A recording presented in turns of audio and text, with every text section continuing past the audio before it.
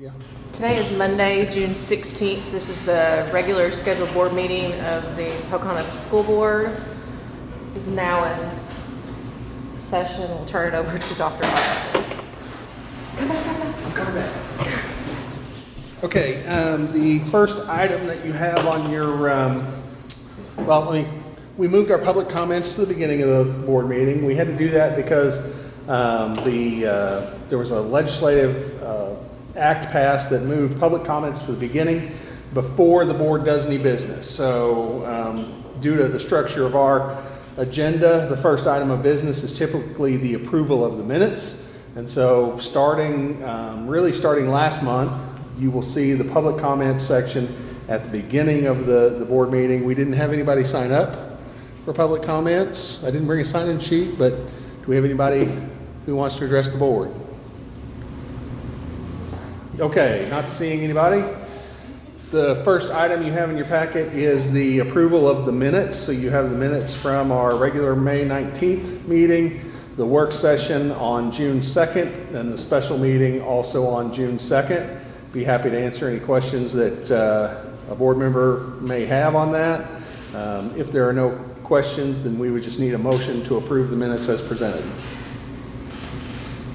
Motion approved. Second. Been a motion and a second to approve the regular board minutes from April 21st and special session from May 5th. Motion passes. Or everybody, what do I say? All those in favor say yes. Yes. All opposed? All opposed? All right. Motion passes 4-0. There you go. I get it, y'all. I know, we're working on it. Pay attention. Okay, so the next item we have is the presentation of reports. And so the first item we have is our student achievement report. On that report, I just wanted to note for the board that this is the time where DESE starts letting school districts and teachers know whether or not they've qualified for merit pay, incentive pay.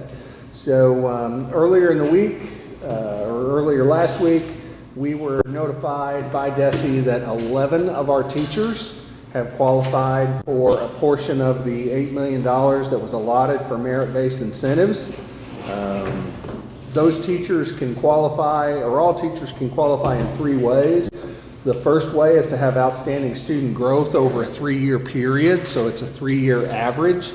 That means that if a teacher does not have 3 years worth of growth data, or the 3-year growth data average is less than whatever level they articulate, then that teacher may not be eligible. These are folks who are eligible to receive a merit-based incentive. The second way is for teachers teaching in a shortage area. Now, those shortage areas could be content shortage areas, things like science, math, special ed, those kind of things. A geographic shortage area, so there are portions of the state that have been designated as areas that are of the state that are short on teachers, so that's a geographic shortage area, or a certification shortage area.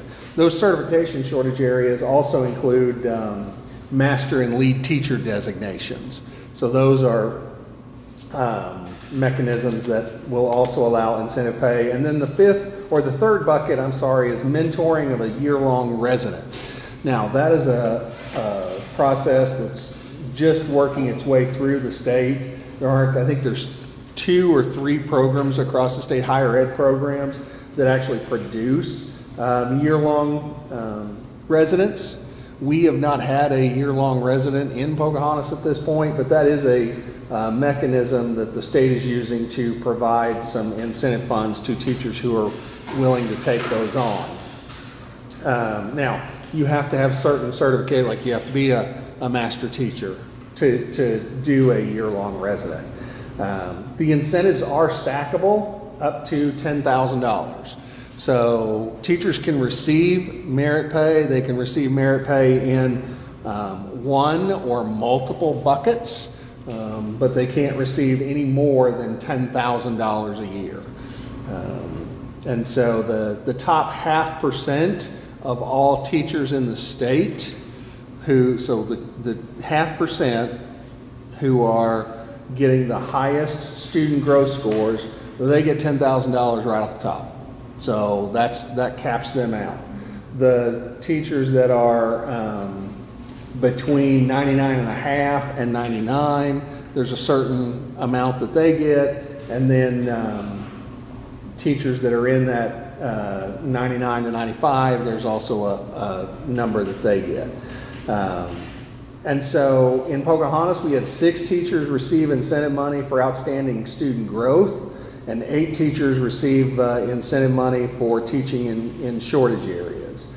So what'll happen is, and we've actually already gotten the money, so the state sends us the money, and then the district will send out the checks to the teachers who have qualified. I've already contacted each one of them. They were all very honored to receive the incentive pay, and we'll be working with those teachers to spotlight their work with our community in the near future, because one of the things I think is important is we need to be able to share with our community the great work that our teachers are doing, and this is a way that the state spotlights those teachers.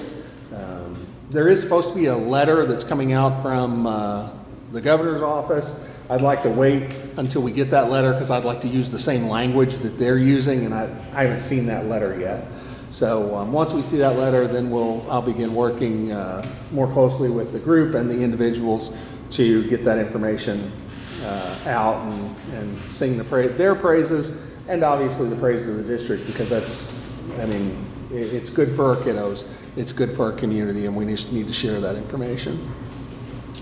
Any questions on the student achievement report? Does that carry over year to year, or is that just like a one-time? Well, it's one time, so like now and then. right, and then if you have, so like those teachers who have outstanding student growth over the last 3-year period, that means they've had good growth for the last test, which the last test, this is for students who took the test in spring of 24, because we don't have the data for spring of 25 yet. So they can be eligible again next year. they can be eligible again next year, and they've kind of got a leg up because they've already got 2 years banked of high quality test data. Okay. Yeah. Okay, item 4.2, by policy and state law, the board is required to hear a report of bullying from the last school year, and so you have in your packet the bullying form that we have on our website that is accessible to all parents, all teachers, and all kiddos. That is how we ask, or one of the ways we ask parents to share with us, or kiddos to share with us, or teachers to share the instances of bullying, possible bullying, so that we can investigate those. We collect that information because I have to give this report to you as a board, and you need to be able to have this data. So the summary of the data is in your packet. You'll notice that this year we had 45 instances of reported bullying. The number of incidents that were found to be bullying after an investigation was 24, and please, just note that not everything that we call, that an individual might call bullying, is bullying by statute, right? There is a specific definition of what bullying is in the statute, and it could be harassment, not bullying. It could be, mean behavior, but not bullying. However, a lot of times we as individuals use bullying as sort of a catch-all term. So that's where that is.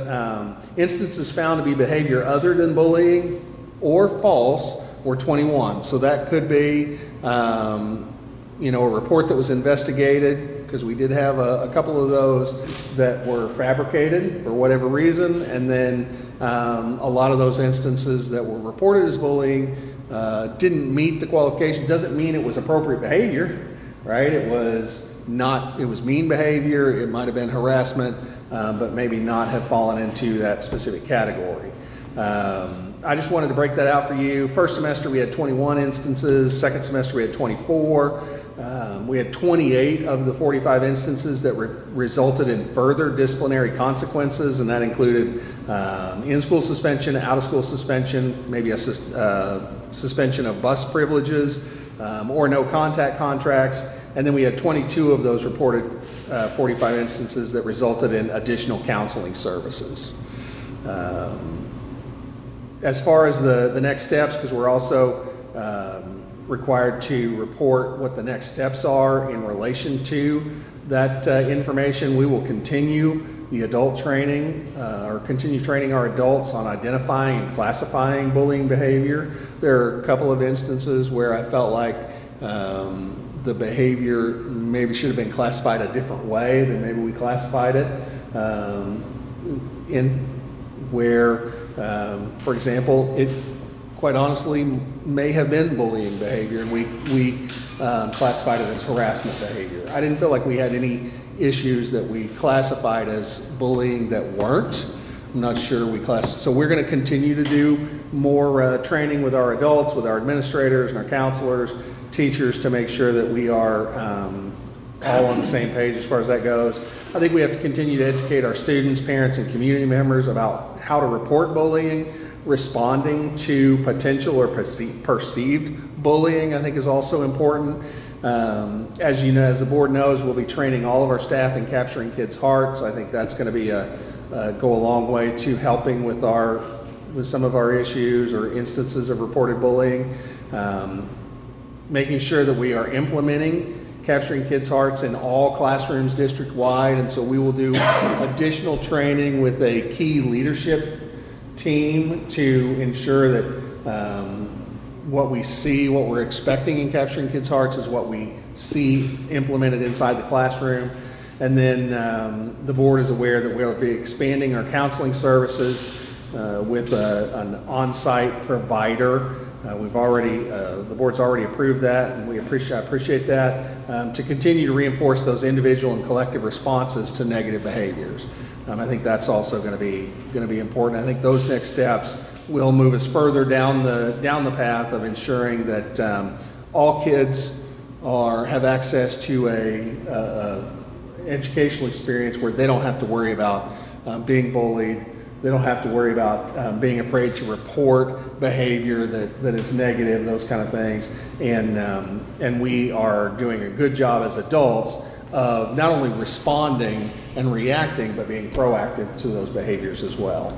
So, any questions on the bullying report? Okay, the last item before we get to the first informational item is just our accreditation status. I just wanted to include this. You have a letter in your packet from DESE. Each year in May, on or around May 30th, the state lets us know whether or not the district has been accredited. This is something we work towards all year, from a human resource standpoint, a fiscal standpoint, student learning standpoint. So we're notified on May 30th that the district has been awarded accredited status for the 24-25 school year. That's always a year behind. So, any questions about that? Okay, we have our informational items section. We're going to start with a conversation about the high school project, and we have what I am kind of thinking of as our team of advisors here. We have Michael McBride from Stevens. He's going to share a little bit with us on the financial side of it, because that's really kind of the biggest part that we need to talk about this evening. We have Todd Welch and Katie here to address any questions that you may have that is financially related, but also, it's building related. And so they're going to be able to answer those. And then Nathan, Anthony, and TJ, if I remember right. TJ are here to represent Nabholz because at this time they are the contractor of record, and they've helped us out, going back to the elementary school and our remodel here at the junior high and some of those areas. So if there's any construction type questions, then they're here to address those for you as well. So I'm gonna turn it over to Michael and let him kind of tackle what he has. Now, Michael, what you sent me, the board has a copy of. Okay. You're welcome to give out more copies, but it is in their board packet. So does anyone want like a paper copy, or do you have any copies, or? Got bigger letters? All right. I don't know about that. Bigger numbers. Perfect.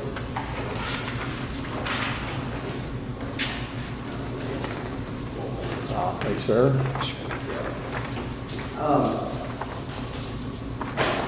So thank you all for letting me come speak with you tonight. This is again a continuation of the conversation we've had for years, honestly, but also, most recently, I guess I was here a couple months ago, and so we've kind of been fine tuning the information that was presented. The one thing I want to note off the top that is different than what you have seen in the last presentation is your 2024 assessment.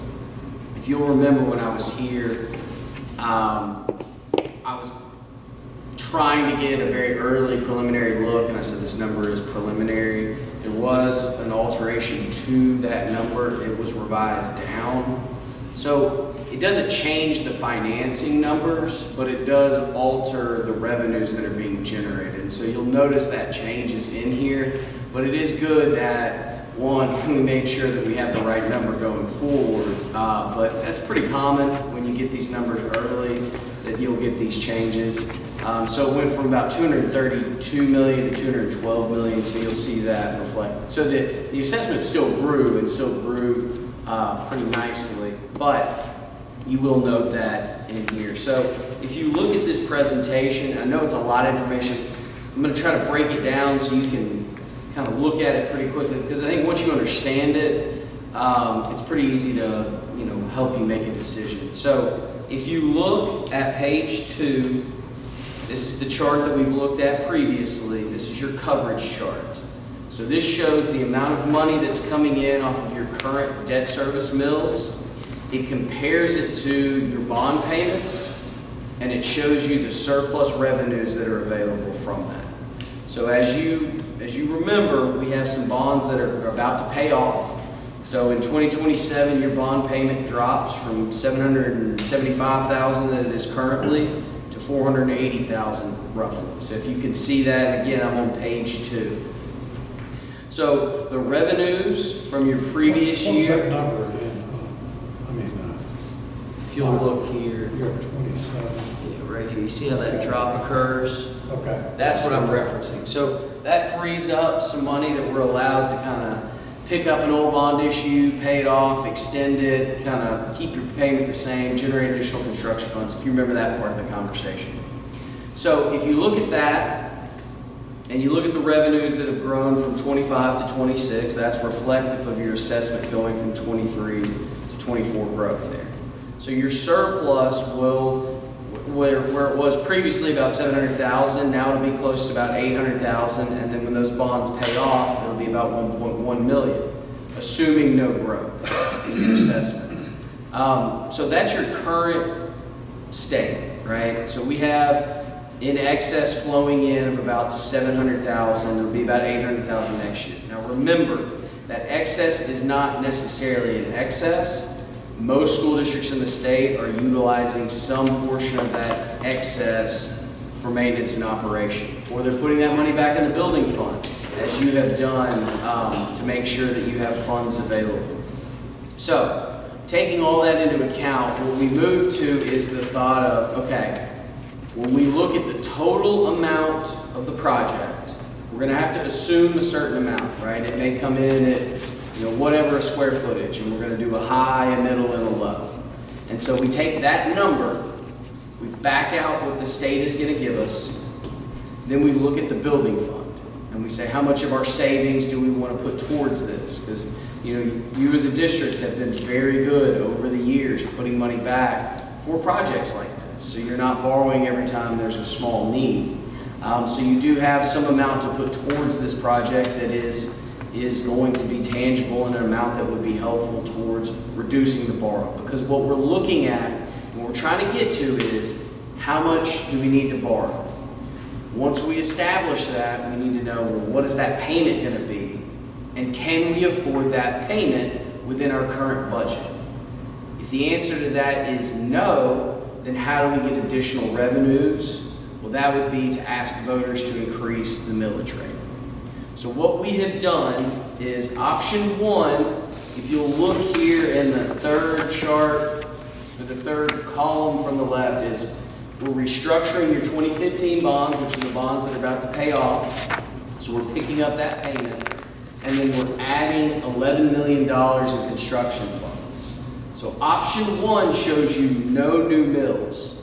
So from where, if you were to do this, from where you would have a $700,000 surplus that you were used to the fiscal year you just came out of, by the time you start paying on these bonds, that number would drop to $335,000. Do you see how that chart shows you that? And that 11 million that's coming out of the funds that we currently have. That 11 million would be what you have borrowed. Okay. So you have what the state's going to give you, you have what's in your building fund, and then when we're looking at the ranges of where we think the project might come in, we think the high end is going to be 11 and the low end would be 9. Now, it could depend on the square footage that you receive, and it can also depend on how much you want to pull from that building fund. So those are really the two big things you as a board need to make a determination on. How much do we want to leave in savings? Where do we feel comfortable with the estimates? And then the final thing is, after we take all of that into account, is this something we need additional revenues from the public to be able to execute? Does that make sense? So that's what these charts are really trying to drill down onto. So if it's 11 million, could you afford from your surplus going from 700,000 down to 335? So losing that amount of revenues, because that's how much you're going to now be tying up in a bond payment. You would have $11 million, just so we're clear. $11 million would be, if we have a November election and you want to move as quickly as possible, you could have money in the bank January, February of 2026 for this project. So that $11 million would be available that quickly.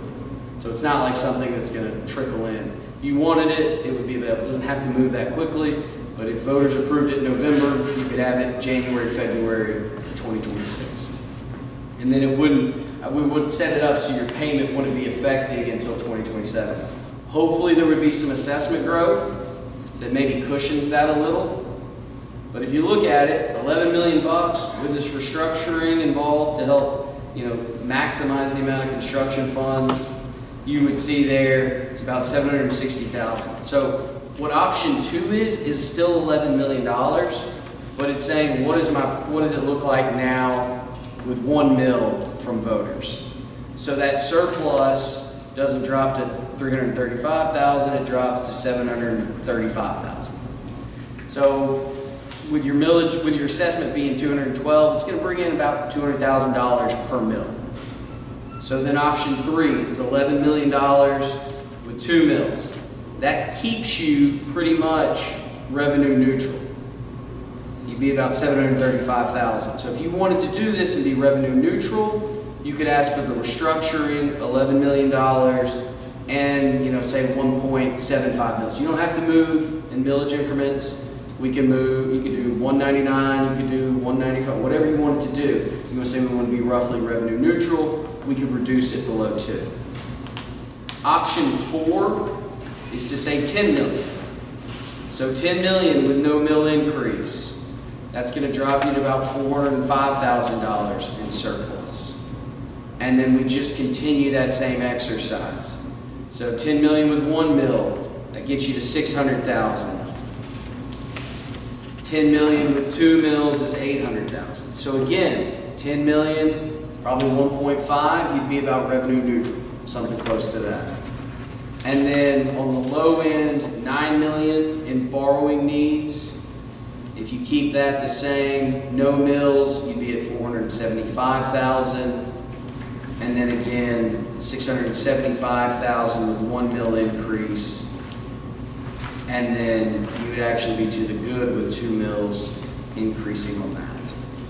So, I guess what we're trying to help you make a decision on here is being able to look at, okay, if we're gonna have to borrow what amount, at what amount do we need voters' help, right? You're gonna have to go to voters regardless, but when I say that, referencing a tax increase, right? At what point does that trigger that?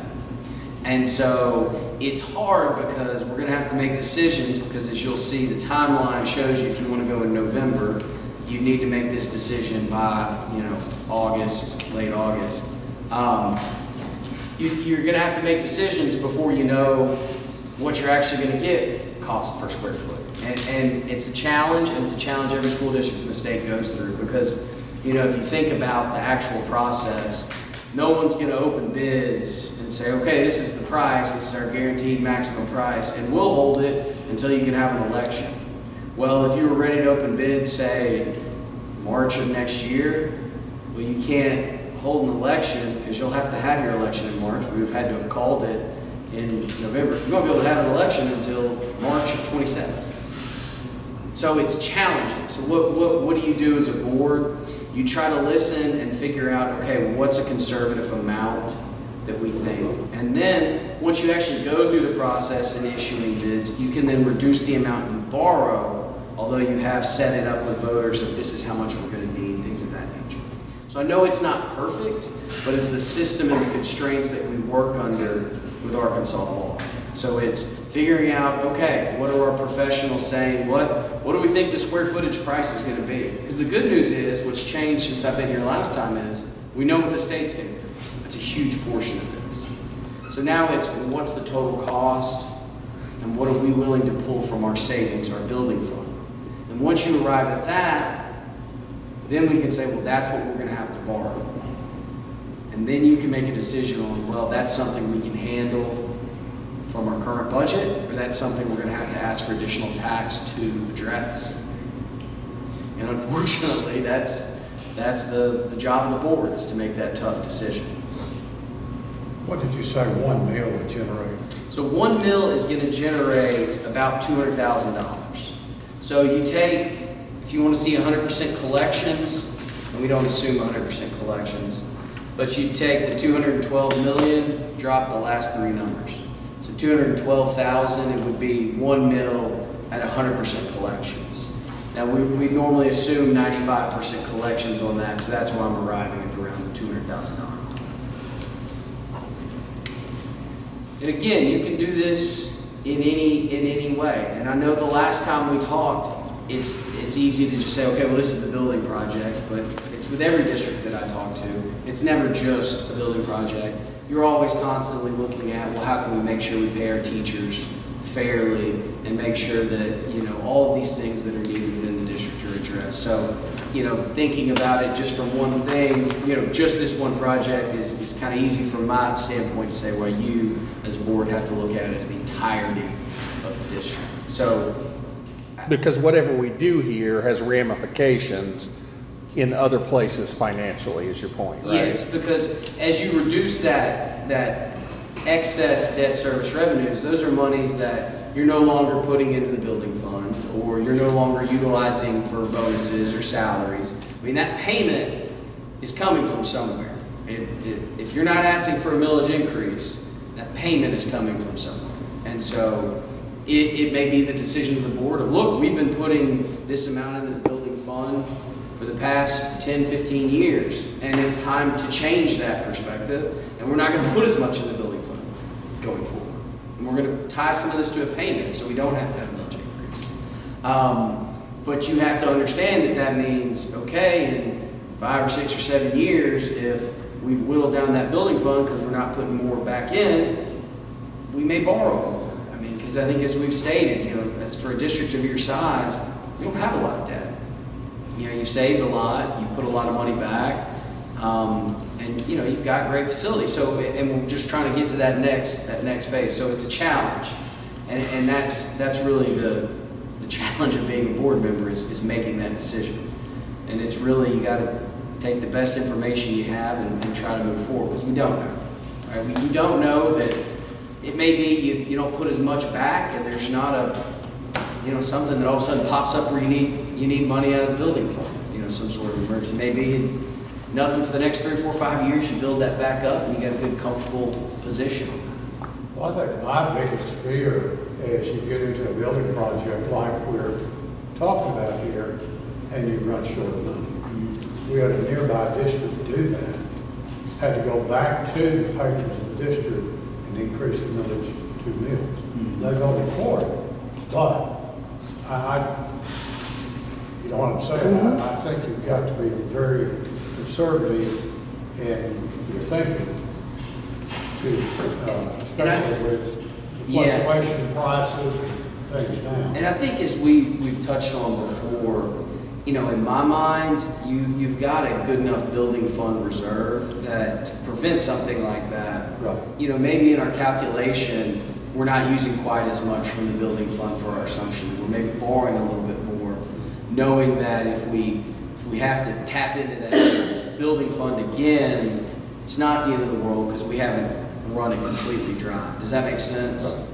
So I think that's probably the way we would think.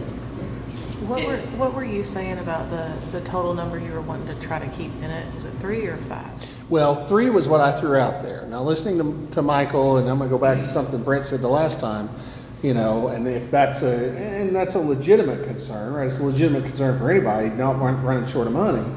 It might be advantageous to say, okay, and that's the first question I wrote down here, right? Based on what you said, how much do you want to leave in the building fund? Yeah. Maybe we do want to leave $5 million in there to give us a $2 million cushion, right? Where if something like that happened, we've got a couple of, and we're still at that 3 million, which I would be comfortable Right. with. Yeah, that's certainly along that line, because, y'all know me, I'm conservative. Because by this, just to stay neutral, as you called it, of where we are financially now, it would be a 2 mil increase and only borrowing 11 million, right? And looking at that $11 million number, right, I think from those assumptions, we were right around where we think the construction amount should be, and we were hoping we'd be able to leave, you know, $5 million in the building. That's kind Now, of was your figures based off borrowing 11 or using 11? borrowing 11. So my Borrowing figures is are all fine. borrowing. So but that would also probably be using 11, if I'm not mistaken. So yeah, I mean, if we're gonna borrow it, that was the idea that, you know. But that would be Well, borrowing and then using out of yes, the building. so I think fund. the So Oh, I the see, 22 I see where you're million going. and 22 Yes. total. Using 11 million from your building fund, Right. borrowing 11 million from your building fund, and having the state. State. fund. Because that would Okay. leave us Gotcha. 5 in And a the, 2 mil increase puts us where we are Because I was now. fixing to say, it's hard to go by these figures because you don't know exactly how much we're gonna put in at this point. The assumption was 11 at that point. Okay, Because that would be the 5. And then we were thinking, okay, if you wanted to cut back, what would that look like? You know, if you were to say, actually, we'll use 4, we'll use 3. Because, I mean, again, it doesn't have to be 3 or 5, maybe be 4. There's something there, right? Well, I think what you're talking about, you know, in my mind, that alleviates that big, you know, $1.5 million you're short on the project that you've already thought it through, so I think that's just, makes good sense. I think the, what was I gonna say? And if you're not, then what? Now, I am still supportive of, like, I know we're talking about, like, there's revenue neutral and what do we need to keep it that way.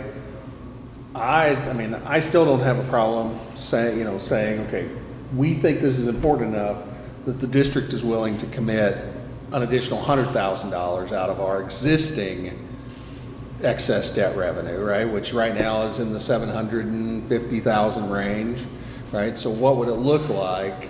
What kind of, if the idea was we're gonna leave 5 million in the building fund and we're okay with, say, $600,000 or maybe even 5, but $600,000 in the excess debt surplus, then what does that look like from a millage standpoint, right?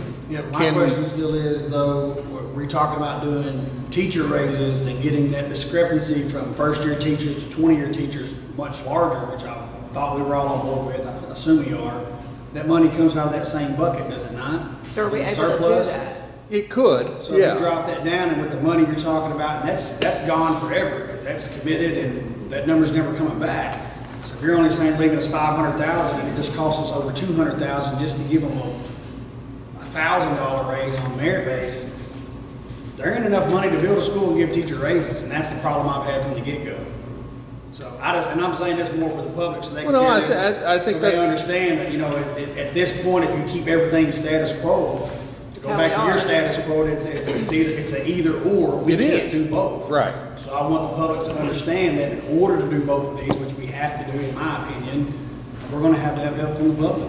You know, I See think any other way I around. really think the public, Right. you know, as long as we try to be as conservative as we can, you know, trim any excess, you know, frills and so on and so forth, and we can explain it to the community, I don't think anybody will have a problem getting behind it. The problem last time with the plan that, you know, there was just so many parts of it and it was so much, everybody's like, well, we don't need all that at once. So, you know, it's kind of like, say, if we can trim it down to, you know, the bare necessities that we need, which now it's a little bit different. This time we're getting money for a gym.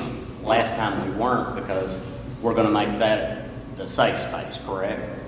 Yeah, that's one of the options. A gym as a safe space is an option, And correct? that wasn't an option, I don't think, that we had last time. Well, you didn't have to You didn't build a have to safe do it. space last time. Right, you didn't have to, but they didn't give us any money for it either. Yeah, they do.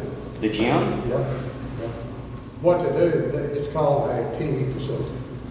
Now, there's a lot of extras that goes in there to make it a Okay. gym. And every school places. But basically, this time it was like roughly 50% of what probably a gym was. Well, what they told us in that meeting was about $3 million. Side cameras, what is the standard percentage? Like on the POR for the academic space, which that is considered academic space, PE facility. It's about 8,000 square feet is what the state is helping you with 8,000 square feet. But your gym will probably be at least 20,000, maybe even 25. Are they contributing more since we are going to make it a safe space? No, they don't really help with safe spaces. Okay. But they're required.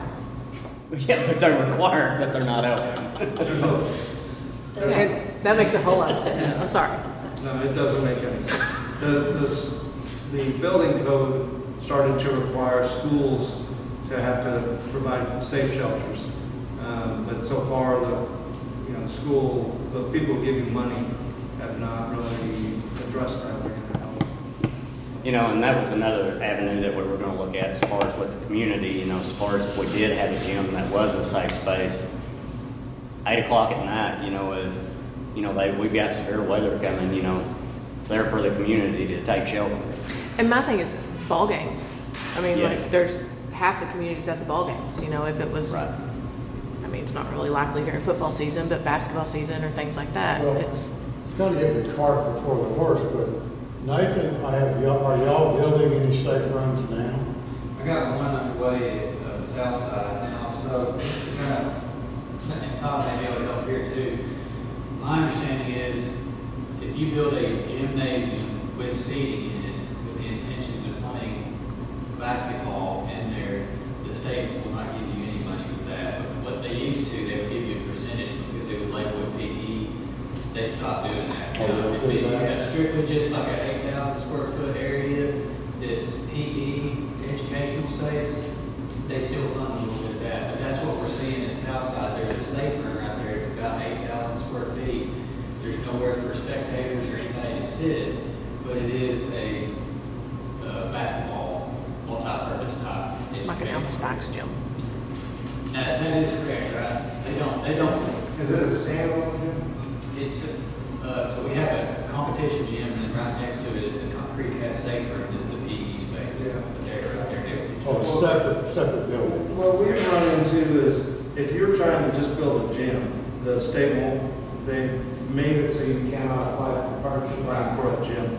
But if the gym is part of an overall school project like yours, they do give you some money. It's not a lot, but, you know, they do help. But you're getting enough for like 8,000 square feet instead of 20,000 because that's what they deem as appropriate for it being a PE space Right, and not. but I think the question that she had, and I do the rest of you too, can you incorporate a safe room into that? Yes, We're designing, we've got 2 or 3 projects right now where we look at the floor plan and we try and figure out smart places to put a tornado shelter within the school. So a lot of times it might be a classroom wing, let's say. You take 8 classrooms and that becomes your safe shelter. And the nice thing about that is you're not building just a standalone shelter and paying for all that just for a shelter. You already are paying, you get some money from the state for those classrooms. You're already going to build them. So let's say the shelter space costs $500 a square foot to build. Well, you're already building $300 or $150 for the square footage, $350 a square foot that you're already putting into that classroom. So for an additional 150 or might not be a 200 per square foot, you're getting a safe shelter in that area. So we have built classrooms, we've turned them into safe shelters. At Corning, we're putting a safe shelter underneath the concrete bleachers in the gym. It's not quite enough space, so it's got to take over some other space nearby the gym, but we tried to get as much as we could underneath in the locker room of the gym. I have seen another project where they took a cafeteria kind of like this, and it was their school cafeteria, had a stage, so it's sort of a multi-purpose performing arts center cafeteria. Didn't have any, the windows become expensive so if you don't need windows, it makes a good tornado shelter. So we look for spaces that don't inherently need a lot of windows, or that already have, like at Corning, we like the idea of putting it under the bleachers because they already had they were going to be made out of concrete. So you already had a concrete lid, which you need for a tornado shelter. So yeah, the state is giving you, they're not really giving you any money for the tornado shelter, but we just need to be creative about where we put it, and it doesn't hurt as bad as it hurts, but not maybe as bad as originally I thought it was going to be a disaster, it was going to cancel a lot of projects, honestly. But it hasn't, we've been able to make it work.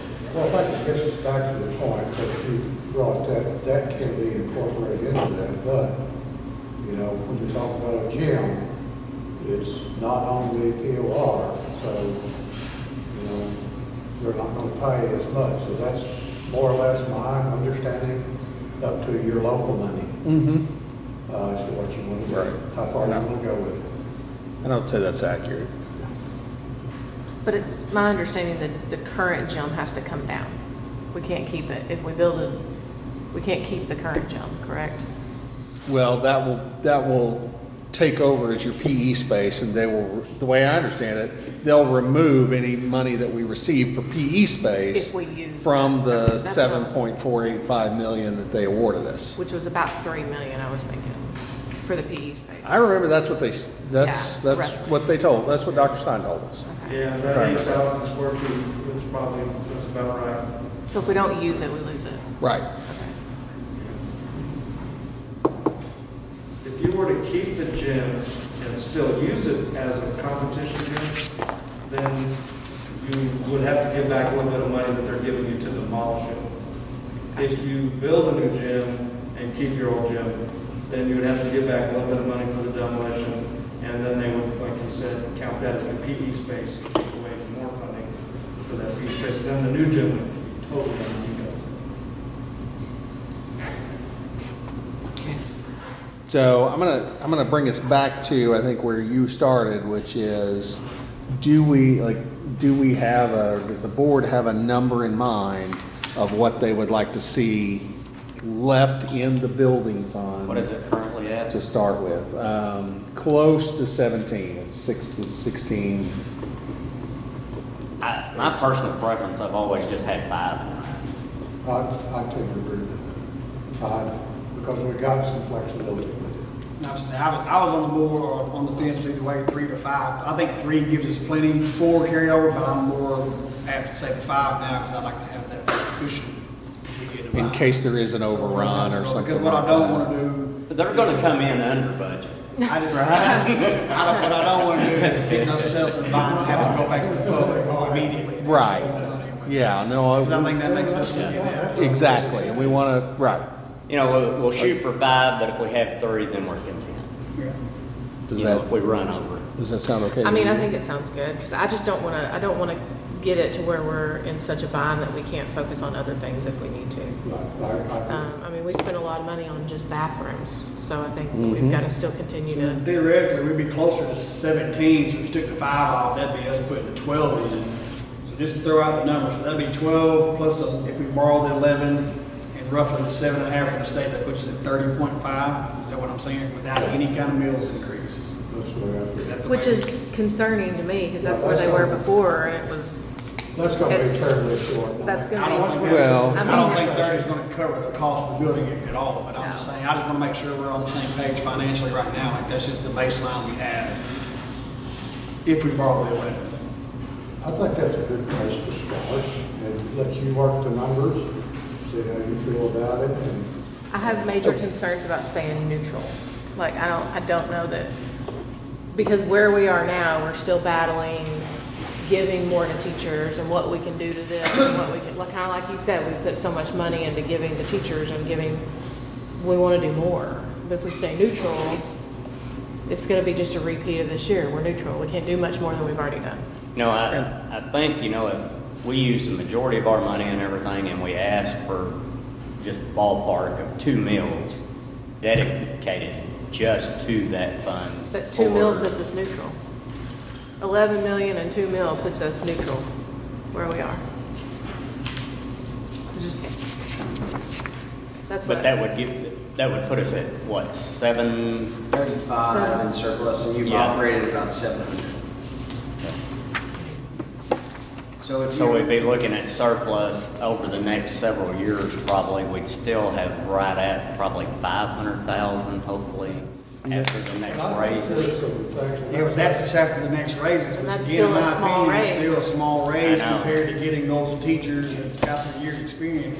Because the thing is, the big deal about that to me is that once that number's gone, it's gone forever, like it's never coming back. Oh, yeah. So you gotta make sure It's wrote that's- up. You gotta You make can't sure take it that- back. You gotta make sure the surplus is that, and I don't think the surplus number has to be as big as far as putting back for a construction fund, if we're able to keep, especially the 5 million in there. We don't have to put as much back in that on a regular basis, in my opinion. Yeah.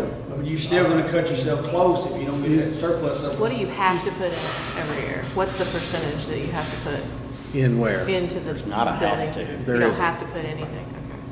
the cap is on what you can carry over, then Right. once you reduce that and move it to the building. And that is That's the have 20%. to, but 20. once you get to that point, you don't But have too, to. you know, if you look at it and think of a 10-year term, think of it to the future, you know, the state's gonna continue to increase the revenue somewhat.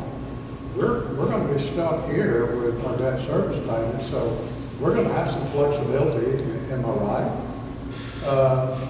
In the future, that we would have possibly more excess. Well, if you assume, so one of the constants here is that the assessment doesn't grow past the 2024 assessment. And that's, you know, that's what needs to happen to provide the model. Now, the reality is the assessment will probably go up a little bit each year. And when that assessment goes up, yes, assuming 95% collections, that amount of money is going to, that we draw in. Like, for example, in this model, that you're going to draw in about $200,000 per mill, right? Well, if the assessment goes up to $220,000 or 220 million here, then you're looking at closer to $210,000 per mill. So, So that, I mean, it's not likely to go down, so if you can be neutral, but still have that, like Chris said, have that, we got that 2 million that we would call cushion there that we could contribute some of that towards teacher raises, teachers increase, or whatever purpose that we needed, and still really not be conservative with it. It's like you got your 3-year plan, now you're trying to implement. So that puts us 3 years out. And that can always be adjusted. well, and I don't have it here, but I'm gonna bring you back to in October. Now, this was before you were on the board, Chris, but in October, we looked at that pretty comprehensive facilities strategic plan, right? That facilities plan. And there's still a lot of facilities work that we had, the opportunity that we have to do that. That's what I was just fixing to bring up too, even with that surplus, you gotta remember, there's lots of things, I mean, just from my perspective, coming on the board later down the road, that have maybe been a little bit neglected because we've been trying to put so much money back, and now we're going to play some catch up on the backside of that kind of stuff. Plus, two other things I wanna bring up, correct me if I'm wrong, you brought them up, Dr. Insurance is supposed to be increasing at the beginning of next year. It's going to. And- Property or health? And do we still even know what's gonna happen with the federal department? Are we still gonna, I mean, we don't really know for sure what's happening with that funding, correct? I'd Well, say within the next 10 years, you can probably just about do away with the state funding, and they're gonna want each school district to be self-sufficient. Then what do we do?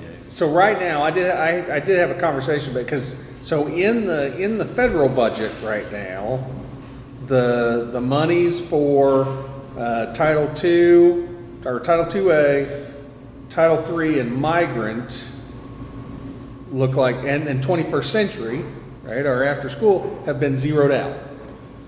And they're pushing that on the states, but I can't find anywhere where the money is being reallocated to the states, right? So that's one.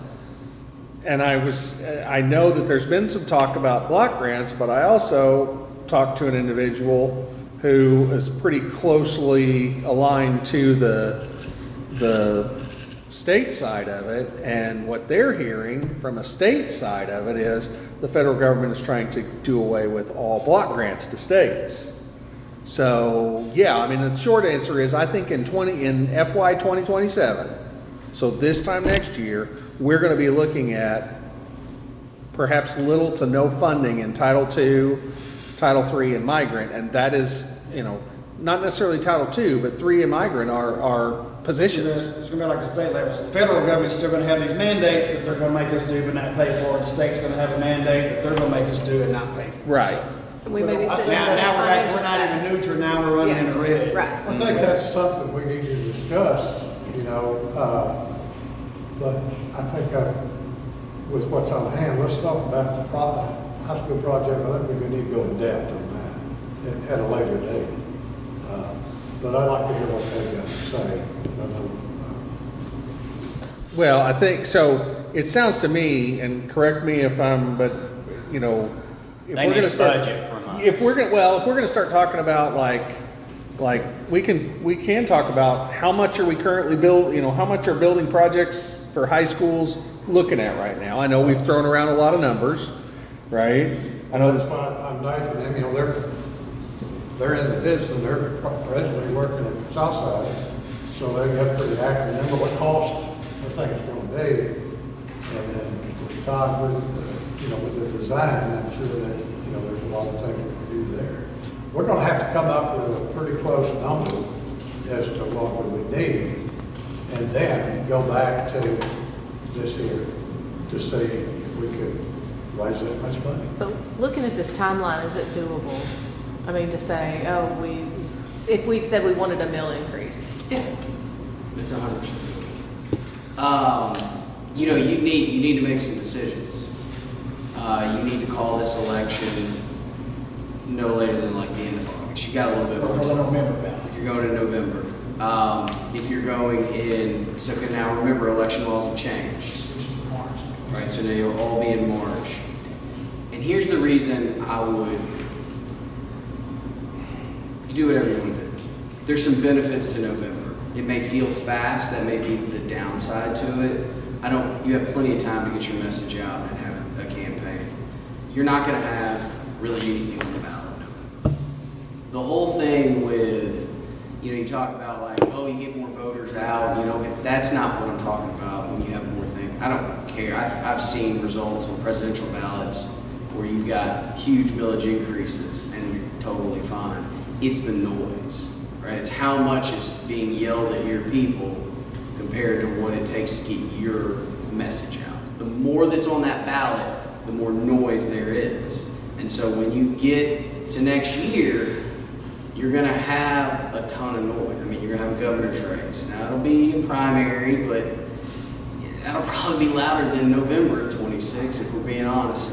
You know, there will be a ton of board members up for election, you know, with how they're reconfiguring everything. I don't know how much that will impact y'all, but there's gonna be a lot more on the ballot. That was one of my biggest concerns of waiting to get it into March, was that we already have 3 school board members up for election in March. And then if you throw a millage on top of it, the community's gonna be like, what is going on?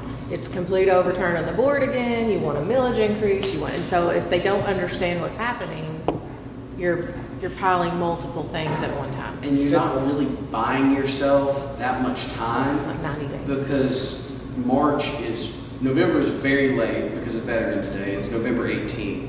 March is really early because of how the months fall. I believe it's March 3rd. So I mean, really, You bought Christmas, New Year's. and so like if you're trying to run a consistent messaging campaign, what I'm concerned with, and I don't know, but you're gonna have to call this thing November-ish of 25 to have that March 26th. So you call it, and then you go on Thanksgiving, and then you're back for like 2 really, really busy weeks, and then everybody goes to Christmas, and then you're sitting there and you're 2 weeks into January, and you're like, all right, well, we'll gear up, and we have the shortest month of the year, and we're doing it on the 3rd day of that next. So, And just to be clear, we are having an election in November. yeah, well. Either way, because we yes. have to, Yes. Have we, to vote on it. we have to vote on the It's millage. technically a special election. Correct, the way they- correct. But you have to ask your village questions. So you'd have to do a election at that point. Now, in theory, And- if no one's on the ballot, you could do it by probably early and absentee. If there's nothing else, if there's no council or county or anything. I do wonder if there'd be a residual, well, didn't we just vote on the millage election, millage I do a think few that months ago? We get that from time to time. A lot of times it's like the reverse of that, where if you had your election in November and then they see it in March, they'll be, but if it was flipped, I could easily see that as well. Because a lot of people are like, I just voted on this, even though you have to vote on it every year. Right. It's a change and it's annoying. But yeah, I mean, the timeline is doable. I mean, the execution of the documents, so like the actual execution of it, extremely doable. The timing of it from your standpoint, that's what I cannot necessarily answer. You have to, as a board, get to a consensus that you're all in agreement that this is the package. And that's the challenge. Because you're making a lot of decisions on unknowns. You don't know how much this building is going to cost. You have a good idea. You don't know what interest rates are going to be when we sell bonds. Because I've assumed 5%. And that's conservative. But maybe it's better, maybe it's worse. And if it's better, the payment looks better, and you could ask for less mills. If it's worse, you're gonna wish you asked for more. That's why I've tried to be very conservative on that, to hopefully we split the hair and it's just a little bit better, and it's like. You didn't get your crystal ball out and let us know for I'll sure? tell you, if I knew exactly where rates were going, you're doing a lot of different things. Gary, what did y'all ask for last time? The mill increase? Do you remember? It was 3 point something. 3 something? Almost 3.4. 3/4. Previous one, I believe, was 386. Does that sound right? I think it's 3.4. Didn't we have Well, I'm talking about the one a that list passed. somewhere of like average to the One that districts passed. around The us? one that passed, I think, was I think they were both. 334 was the one that passed. It was, 334. What was the other one? I don't remember the one I think that, it's 34 does sound right, but the one that passed was about. I read that, I think I may have. I just don't want to go out there and say, hey, we need a mill increase, and then 3 years later come back and say, hey, we need another mill increase. Right. Because I feel like we just need to get it while we get it and not come back and say, never mind, we need more. And two, I mean, look, no one wants to pay more taxes. When you look at your tax rate compared to other districts, as we've discussed, Very I mean, low. you do have a very, even with a 3 or whatever millage increase, I mean, you'd still be very competitive to districts. It's still quite a bit lower, I think, than any other district. Still kind around of us. lower than the state average for sure. Yeah. Yeah, state average again about 39, so you'd still be very, very competitive in that regard as well. That doesn't, that's not the end all be all. There's going to be a lot more factors in that, but just wanted to make sure that was stated. so, I mean, you guys are probably talking about this. I had to find it because you asked me. Yeah. So, like, West Side is, according to, this is some information that Michael, you had provided earlier in the year. West Side at that time was 35.42. Gravette was at 39.5. Yeah, but still, even though, what is the millage worth in those districts? Because that Yeah. matters too. I mean, because I know, for instance, Well- someone I know close to like Marion School District, a mill for them is worth $800,000. And it's 200,000 here. So, I mean, raising their So mill, in West Side, that mill is gonna be about 188,000. Here, it's gonna be, at the time, it was 203. Yeah, the assessments have changed. That's- Right, they have. Yeah, but This is the 2023 assessment. So it's closest to West Side, I mean, close to West Side. Corning, Corning's at 31.5. I don't think that doesn't take into account the recent millage. what they wage. just get on their new. I don't. I mean, when we start looking at assessments, because you know, also, we are second lowest when you start looking at the similar assessments. Mountain View is 28.9, we're at 32.81, then you got Mineral Springs 34, Mena at 35.9, Newport at 37, Newport's at 37? Blytheville's at 40.5. Really? And I bet you their mills are worth more too. Yeah. They got a huge tax base. Yep. Because Big River's, or not Big, well, I guess, Big River's Mississippi County too. Yeah. So Big River, Newport, Model, Yeah, I mean, for that's some a lot of money. Greene County tax, just under 37.5, 37.49, and their mills bring in 400,000. It's twice as many as So- ours. So I'm gonna bring us back, because I think, I mean, I understand what Gary's saying and, you know, wanting to have an idea of what it's gonna cost, but I think, to your point, and this goes back to your second question is, what's the amount of surplus that as a board you wanna see every year, right? And I think it's as easy as or as simple as starting with, do you wanna see, the similar, you know, the neutral? Do you want to increase that surplus, or do we want to decrease that surplus, right? The decreasing meaning that, I mean, because that's what I'm advocating for, but I also understand what you're talking about. You know, decreasing from the standpoint of we're going to put a little bit more money, a little bit more skin in the game on the building side to let the community know, hey, we're serious about needing this facility. Well, But the trade-off is, it's gonna take us a little longer to increase the salaries. And And I the don't board wanna do may that. not, the board may not want to do that. And I totally understand that too. you know, that's why I've always thought, you know, I think the community would be more willing to vote for our faculty and staff going forward, you know, a millage for them as opposed to for a structure. Well, but Right. the flip side of that too, though, is it goes back to what I said when I got on board, is just being transparent. 'Cause at the time, Yeah. I mean, I had a patient today who told me the reason why they voted no last time because they felt like they were lied to. And I just think when you say, put the dollars in front of them and say, here's what we got, here's what we need.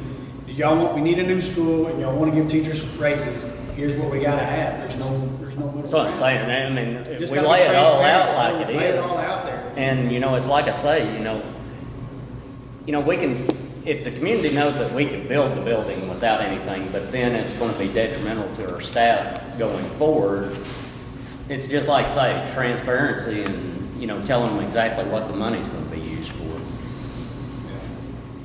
So I'm gonna kind of try to keep moving us forward a little bit. So if the prevailing idea is that we want to be better than revenue neutral, right?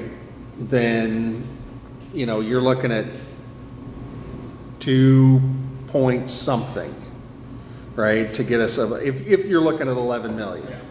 I'm starting at the high side because, you know, Sure. It's- I mean, the way people I are looked at much- it, when I looked at this chart, if I people are- understand it correctly, I was pretty close to what Michael did. I mean, I was saying that a 3 million increase probably gets us better. Because I'm with you when you're saying less surplus and get it, but that less surplus is gonna happen after the teacher raises. Does that make sense? Yeah. Because you gotta get the number up here, and then it's gonna start to creep back as they get their raises. But for us to do it all at once.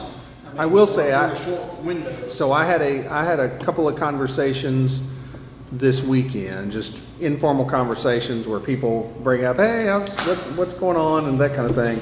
And we talked about the building, the millage, and the statement was made was, I think in order to get it passed, you're gonna have to not ask for the moon, and last time they asked for the moon.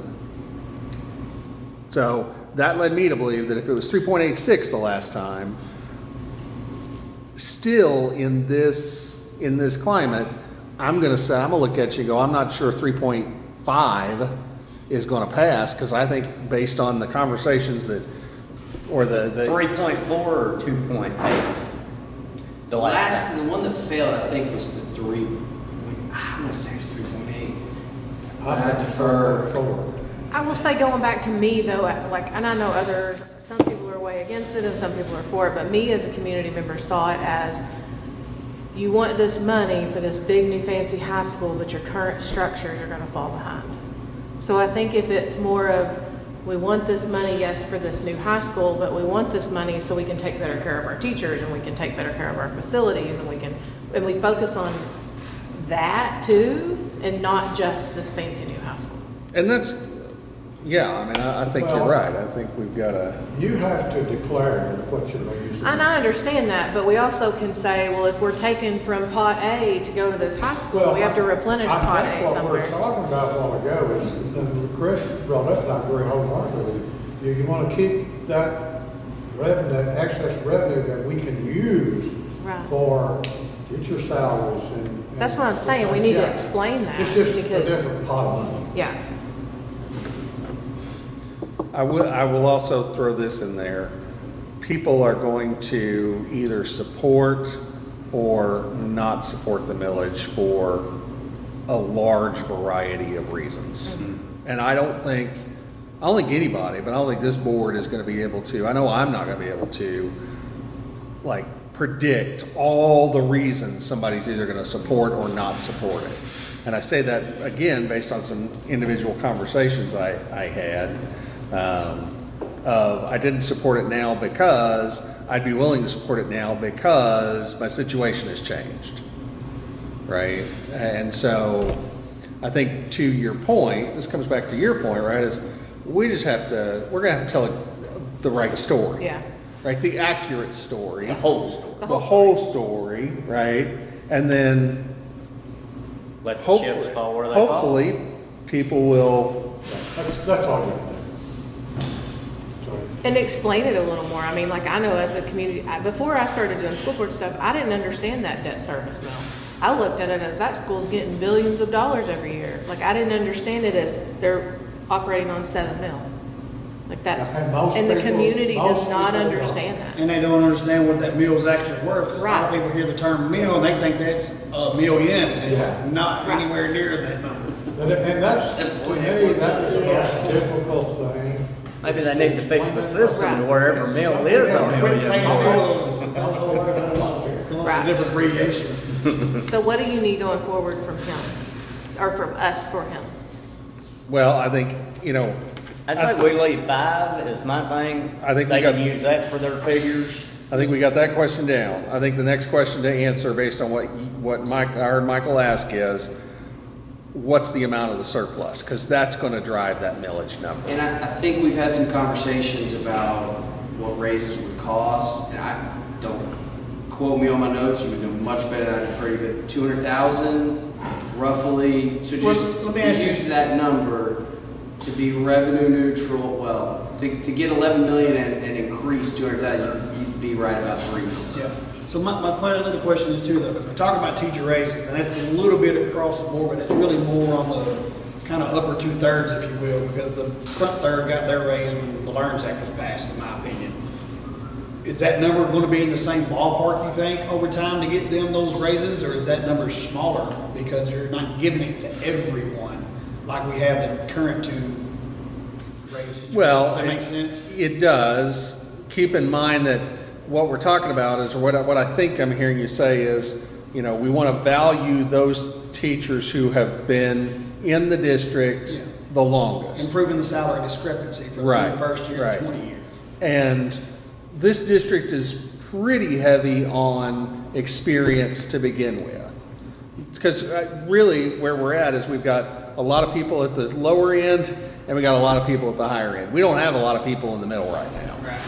And so it's gonna come down to where you start and who you want to, you know, where we wanna be. Because if you remember, the numbers I ran, you know, in order to get our 20-year veterans to the same level of some of our neighboring district, I mean, I looked at Highland, I looked at West Side, you know, and I think I presented the board with information about Highland. We're looking at probably $4,000 to $5,000 per teacher if we want to just equal what they're paying over there, right? So it doesn't take many teachers for that to eat up pretty quickly. Now, can we get closer to there without doing it all at once? We can. Again, it's going to come back to how patient are we to get there.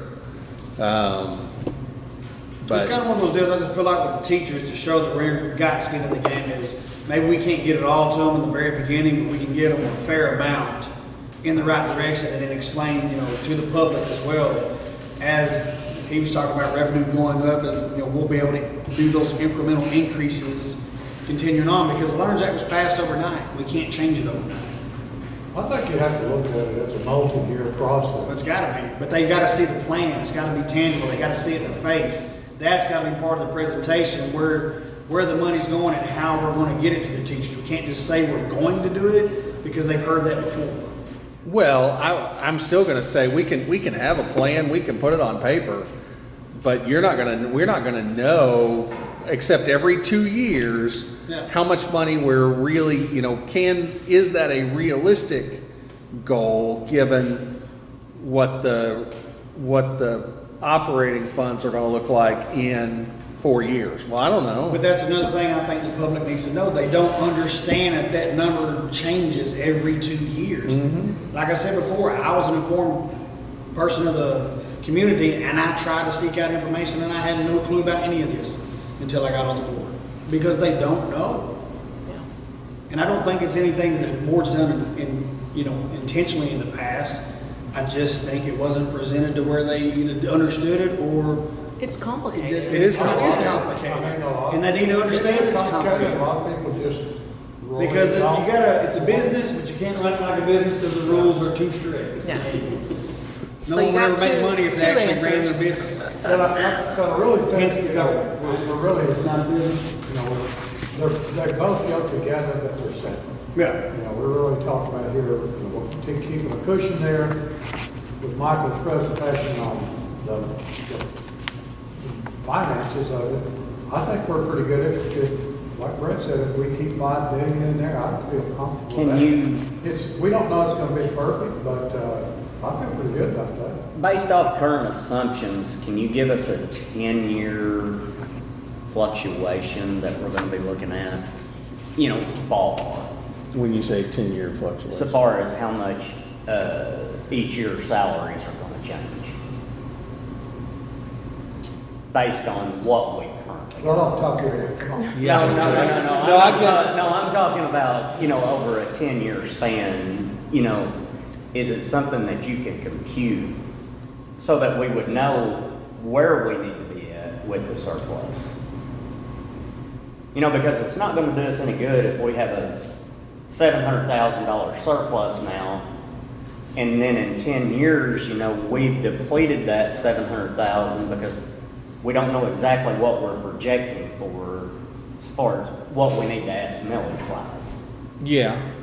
I mean, so it's going to come down to, can we compute it? I'm sure we can. How accurate will it be? I don't know. I mean, just like I say, you know, being, you know, as far as Here's what I would say, based on the work that I feel like I've done over the last couple of months, the district has not really been living off of the debt service to date. They've been putting it back into the building fund, which is why the building fund is where it is, right? And so the question becomes, if we start living off that debt service, what's going to happen, and this is the way it's going to be calculated, right, is that in essence what we're going to do is we're going to use more operating funds in the salary and benefits and replace those funds with debt surplus funds, right? Right. And so what's gonna happen, and I mean, is the amount, or the The percentage maximum of. I'm comfortable with is no higher than 85. Well, and see, that's where the debt surplus comes in, and what he's talking about is, I think, is that's to take care of M&O, and that's to take care of, right? If what we're saying is we want more money in salaries, then in essence, what we're saying is we want to use more operating for salaries. We'll take the operating money that we have been using for M&O, or basically maintenance, and we're gonna say, okay, we're gonna move that maintenance money that we've been using, $200,000, into salaries and benefits, which means we're gonna take $200,000 from the surplus, and now we're doing, right?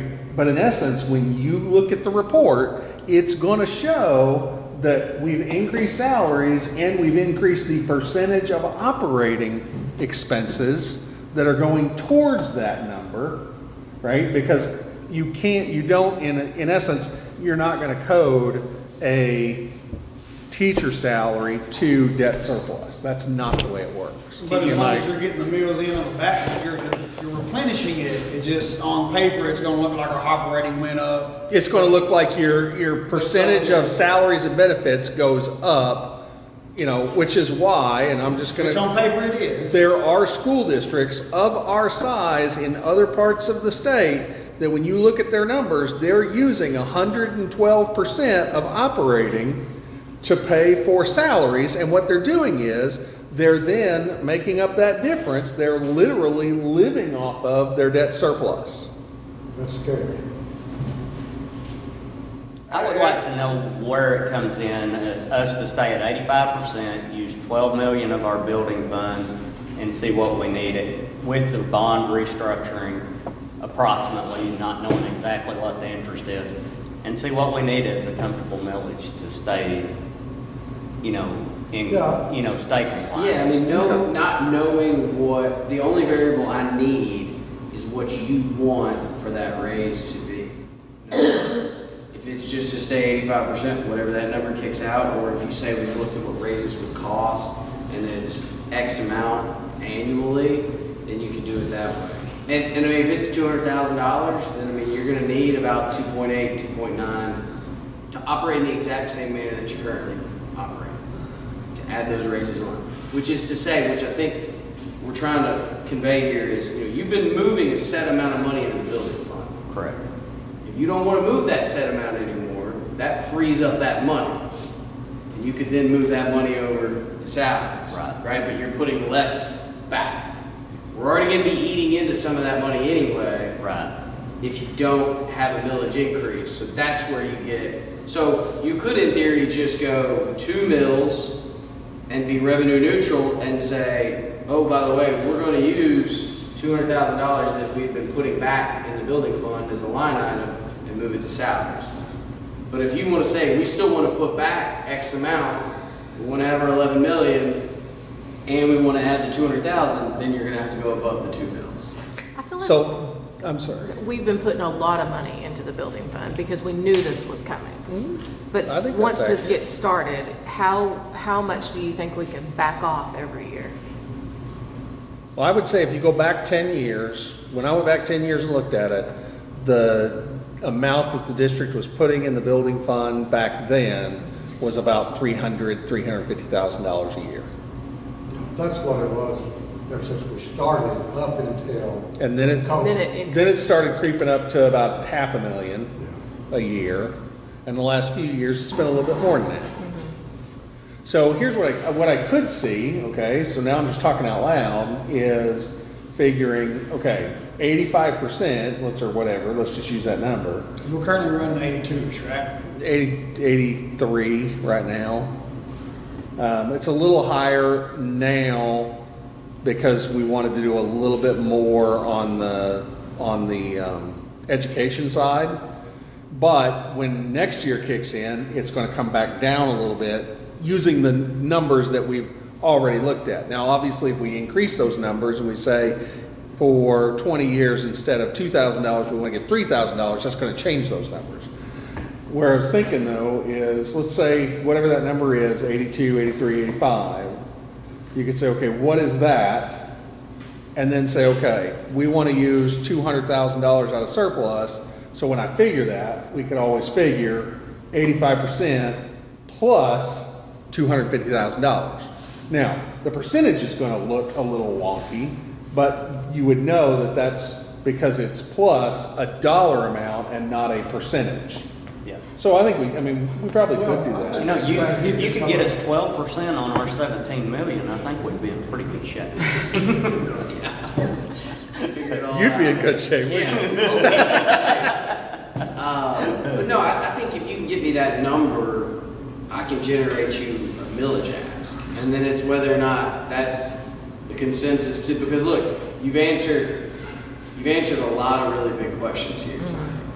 We've figured out, okay, what do we want to cut in from our savings? That helps. I mean, it's a huge piece of this to figure that out, right? And then it's like, okay, we do want to address the salary issue, it sounds like. And I mean, I think that was a question before tonight. So if you're addressing it, that tells us, okay, we can't eat completely in. There's going to have to be some buy-in from a millage ask. And so that answers that question. Now we just got to fine tune that number and figure out what number is, one, going to accomplish your goals, but two, be something that voters can actually get behind. But I don't feel like we can fine tune that number until we talk with Todd and Katie, because I think 30 million is gonna be way off. Because it was 30 million 5 years ago. 30 So million is not gonna touch it. Question I have, I'll just play devil's advocate. He's saying 85, but can we do the number and project all the way up to just throw it like 87 just to see the difference? Yeah, what Yeah, I can do it whatever you want. Yeah.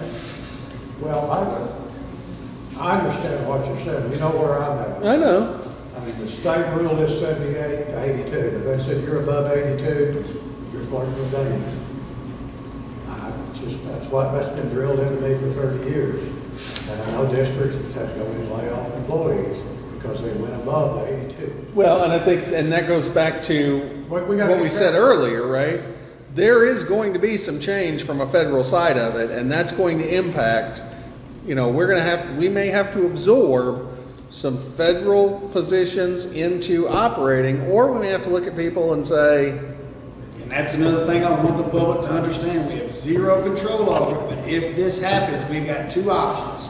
We either gotta come up with the money and keep these people hired, or some people are gonna lose their job. You're the community, you vote how you want. It's happened here before. They call that RIF. Yep. We've had the RIF before.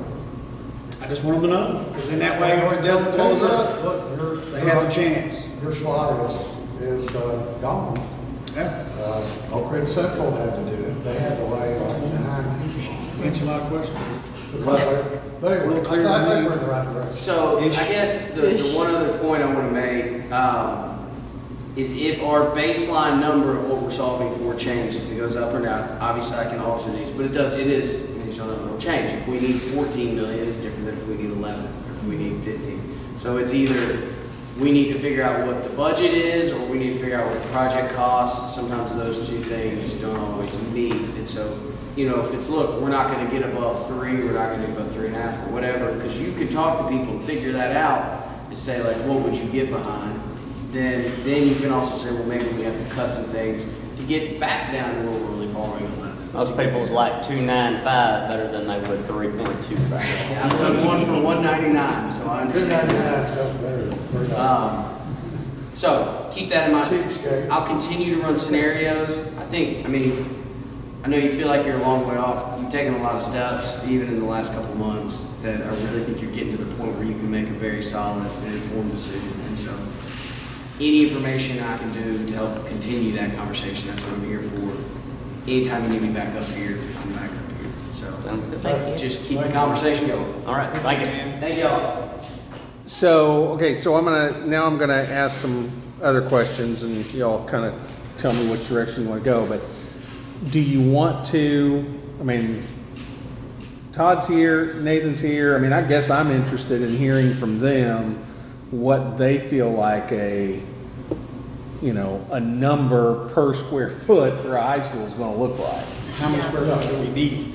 Do we Well, the POR says 79,000. That's what we're working off of. But that doesn't include the large gym, right? So, That's a great question. yeah. And that leaves the science wing. Does leave the science wing. What about the business building? No. That's not leaving the, okay, that's what, Oh, business building. Oh, it does leave the building business. Yeah, it does. It doesn't leave the, I think to tear down your music. yeah, the choir. all That's the what I was choir, thinking. home ec buildings are Right. gone. Yeah, family consumer science building. Well, are you saying? That's no, we don't know if that's the gym, that's no gym. Academic No. spaces. I don't think that includes the gym. No, we're talking about classroom. Yeah, the POR has 80,000, 79,000, and that includes about 8,000 for a gym. It's your gym, it's a competition gym with bleachers and locker rooms and bathrooms and concessions. It's gonna get at least 20,000 and it might even be 25,000. That's where we really need to start kind of quickly, you know, we'll do it fast, but if we can look at, if you can tell me how many people you want to sit in it, for instance. Well, 20,000 would be what, 6,300,000? Well, this is the minimum requirements by the state for a class 4A 20,000. school, which we are, would be 1,400. Now, that's, you can build a spot, but you can't have a tournament. but that's not much bigger than what we have. No, you haven't got 1,400 right now. Yeah. What's the number got to be to host tournaments? 1,400. I thought it was Now, 18. That's what Coach Bruin gave to us. It may have changed, but that's what it was. I just saw that in my packet. Oh, to host state This is straight, this is really. is 1,800. Okay. Whenever I'd heard, for some reason I'd always heard the 1,800. And I think before, what we had proposed. So 18 was is just eight- your state region. Was 1,800 is what we had proposed. And that, we were doing some pretty innovative things right there at the end, trying to get those extra seats. One of the things that hit me, and I know Nathan's got something he's going to share. But one of the things that I hit me when we hosted that state track meet was the economic impact on Pocahontas from hosting that state track meet. And I wonder, like, All the how tax revenue. do we quantify that message for? Because I know it's like, well, you got this big. You're asking for this big gym and da-da-da-da-da, but there are some financial positive ramifications to the community when we're able to do some of that stuff. And you're able to host invitational. Highland has the invitational every year, thousands of people at Christmas time. Yeah, How I many mean, people does their gym hold? Do we know? Highland, do y'all know? I want to think it's 2,200. It's pretty comfortable when they have that Yeah, many people there. yeah. But get back, Sloan Hendricks, I think theirs holds about 18. Which is tight for, I mean, Yeah. when Well, I Sloan mean, has events, you would it's very tight for rarely Sloan. have that many people in there. I don't know if theirs is 1,800 seats. I want to think. I mean, maybe it's 16. standing room Because it only has- during their graduation There's of not 35 really any students. seating, there's no seating on one end at all, No. because it's all coaches' And office. the other end is barely any seating because Yeah, it's student barely. section. Clifford, but now Cedar, the one that we always looked at and the one that we actually modeled after was Cave Cities. There's 2,200. And it's the model that fit our space that we've been retired. But it's, it's got everything you need, compacted. Have you been to Cave Cities? It's, for a school their size, I mean, it would fit. It's too big. Yeah. It's too big for Holds theirs. 2150. Who's? Highland. Highland, 2150. 2150. Approximately. That's what Cave Cities is. Do you have that? Who's? Cave City. Cave City. One thing he told us, 22, Daryl, I talked to him one night, but anyway, it gets back to, what I'm interested in is, are you saying, Todd, that academic that the state's paying us for 80,000 square feet. Well, they're actually, 78,075. that's what they're requiring, but if I remember right, they're actually only paying us for 38,000 square feet because we had to back out the existing square footage of the junior high because ninth grade is in the junior high. Right? So, I mean, But the goal is to still get ninth grade up. yes, the goal is still to get ninth grade up. I'll tell you exactly The what it city is approximately 2,000, more than the town's population. They built a gym that big. Fact is it. Wow. That's about I right. guess the article will make sure That to school point up that there out. is But about growth that I tell you what, when you go to their games, their gym's packed. You go to. Because it's the only thing to do, it's Cave City. Is packed. Sloan Hendricks is packed, but that's what I'm saying, the gym their size, and they have a graduating Well, class of 45 kids, it's What- already standing room. What they've done, because a large percent of that come from local funding, the community said, this is what we want. But Sloan's gym is also classrooms, and so they've mixed Yeah. classrooms with Well, gym that's what we area, did. and then their PE space is their old gym. The junior high gym has 2 classrooms. Yeah, yeah.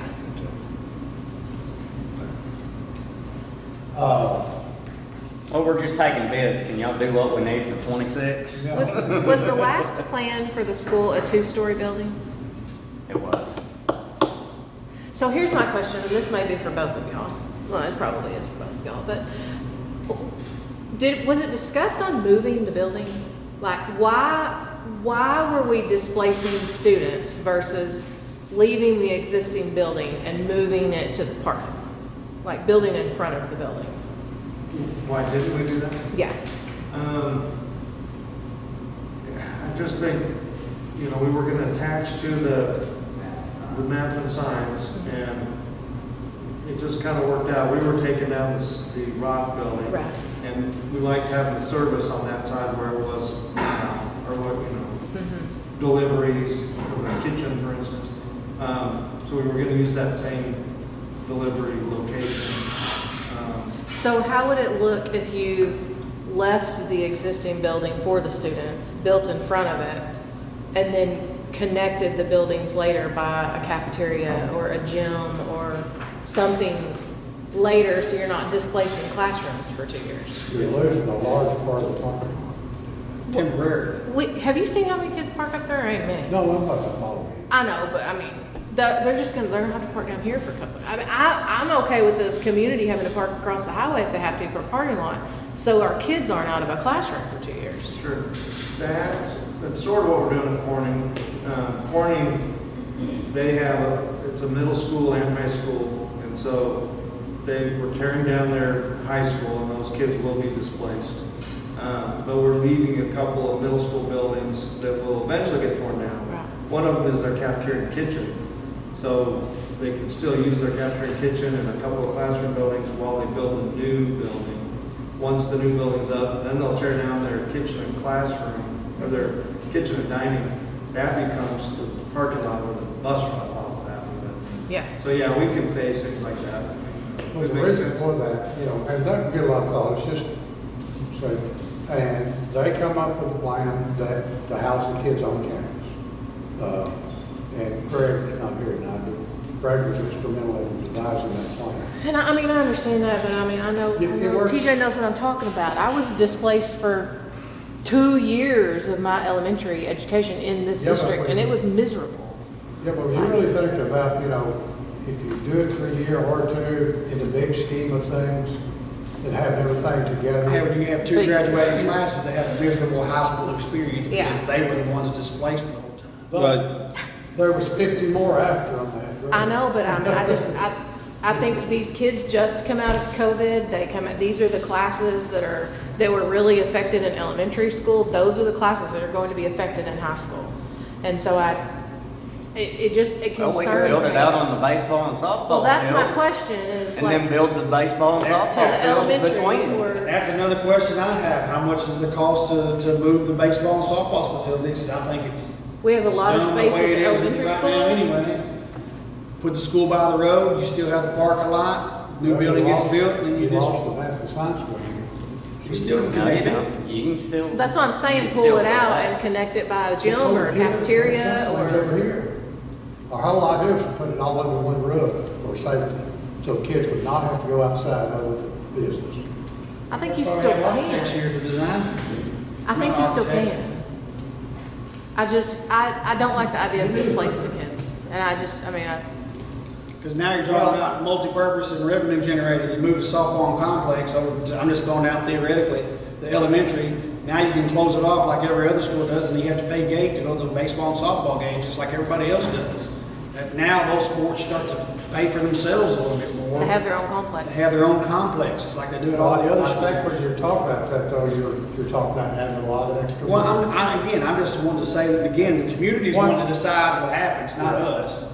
What really, I think after discussing, this was talked about a lot, look where it put it. And I think one thing we can, because we can keep the math and science wing intact, utilize that and save us several $1 million. And we can move these outbuildings there, or the music, all that. You have it all inside, and safety was a big thought in all this. But the main thing is, while this process was going on, Nathan and them worked out where we could keep the math and science wing open. They could utilize it during the construction. Isn't that correct? So that eliminated. And talking with Todd, the way we kind of look, it's cheaper to build on that side and build up. Yeah, but with all due respect, Mr. Gary, and I don't mean this in a disrespectful manner, the community didn't pass that. Yeah. They The wanna see school's still something not built because the community I don't didn't. think nobody ever said, Well, we're maybe- against it because you're building in the same spot. We don't know why they were against it. I guess we could always build it on the old elementary lot and get them prepared for college, how much they're gonna be walking. But from a logistics standpoint, it's cheaper to build there. And we're gonna say that if we can. It's cheaper to build on site, it's cheaper to build up and use our existing facilities that we already have and tie into those. But how is it cheaper to build there rather than move it 100 feet forward? And, I'm not sure that it is. Right. I think it's worth doing an exercise where we price a few different options. Yeah. and I know we've said And the reason leave, why I bring that up, Mr. Gary, because I've had numerous people from the community bring up the suggestion that Jennifer and I just said. Put the school by the road, move the baseball and softball complex, build a school, Well, I then think tear this you're one right. down. But here's the kicker. They give us that idea, and they say, sure, we can do that. It's gonna be $45 million. They may not want that plan anymore. Well, I'm just saying, I wanna make sure. I think it would be great if we had it sitting out on its own, but we're gonna have to put the math and science wing in it, so you can't utilize that because it's a quarter mile away. And the thing, but it's cost is where I'm coming from. Sure. Cost. Money. And if you're gonna attach a gym to it, the way there, you attach the gym to it, you got all that under the same roof.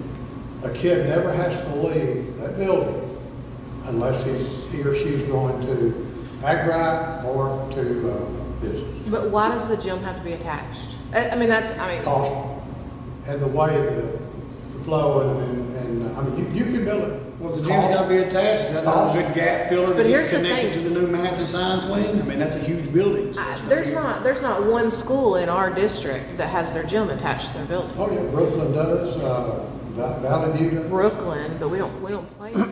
Brooklyn's it. Highlands is Well, see, display. Theirs is away from their building. Well, there's just because the majority of theirs was donated. I know, but The like, same, that is, think of this, your kid, my kid, safety reasons, kid don't have to leave the building. and I understand that, but then we need to get rid of the business building. Yeah, there's other guys, all the business. But why though? If we're saying Well, it's we could safety put it under in one there. It'll umbrella, cost more money. and I think we need to look at, we've talked about a new administration building. Why are we not moving administration into the business building and move those business classes under the umbrella of the one building? I think it's a great idea, we can afford it. Like, I think that there's so many options of looking at a new school, but I don't like the idea of displacing the kids. And I don't, if there's a way to, and I understand the math and science, They're but giving us options. Obviously, we're not gonna Right, work like for Chris said, if we can bid, you know, we You have know what I mean? a place out there. But I know that's the cost of the district, you gave us multiple options. When you're talking about the grand scheme, I think that's key. Yeah, I'm talking about some very schematic, things I do pretty fast. Hey Nathan, I'm gonna put you on the spot a minute. What number are you guys using anymore right now per square foot on a high school? So Brooklyn just came in at 356 a foot. That's a huge school, That's not a high school, that's not the same program. So just hearing what I'm hearing right now, and that's something I would say probably 375 would be something I would look at for y'all. And the other thing I thought about a moment ago is we keep saying 79,000 per the POR. By the time, you know, that's the minimum, correct me if I'm wrong, Todd, okay, that's like the minimum the state requires. By the time you have the width of the hallways that you're gonna actually want, that square footage, I've seen this before, is liable to grow. Okay. So I've seen school districts pass a millage based on what they think the project will cost per square foot, based on the exact footage and the POR. Well, then if you bump up 10,000 square feet at whatever the cost per. Basically on roughly 80,000 square At feet. 375, that's $30 million on the dot. What I was fixing to say is might as well round it to 32 by the time 30 you add million on the the extra dot. square foot, make it 80,000 400. square foot at $375 a square foot. Well, and what I'm hearing talk, If you want a gym that's, 10,000 square feet bigger than what they're paying for, you're already adding a lot. right. and then you're adding the safe room on Got top of it, any other another 50 square spaces, foot. corridors that they, they're going by bare minimum. On top of the 30 million. I would be, I think you're looking. I'd be aware. Yeah, but that's 150 Say that square again. foot. I would just be aware. Addition to that I that would space, make not the my whole decision building. based Right, on but it's more space, money. Yeah. square footage wise. Well, I think I appreciate the information because I think that's wise. You don't have a square footage, or would you have an estimate as far as a gym? If we built it would be, just a guess, say you want to see. I would say 25,000 is really the minimum. If you bid the Valley Views, that's almost 50,000. That seats 2,200 of it. It's 2 stories, very generous. It's, A lot of wasted space in it. yeah, it's not, super efficient, but that's twice as big as 25,000. So it's hard to get lower than 25,000. I'd say, just as a ballpark right now, you might be thinking like 30. Yeah, let's use 30. All right, we're gonna get funding for 8,000. Yeah. The rest would be, So that other 22,000 square foot, would that still be estimated at 375, or does it change because it's a gym and not a classroom? That would likely be a little bit more square. What do you think on that? Is it a quarter? Yeah. And that's not accounting any time or any space, because we had to put another 150 on top of whatever square footage space for the safe part too, so. Chris, if you're writing that down, tell them that, give us what you're. I think we're gonna come in around between 42 and 45. So if you did 30, so you'd have to do an additional 22,000, well, the whole gym, I guess, would be at 400 square foot though, right?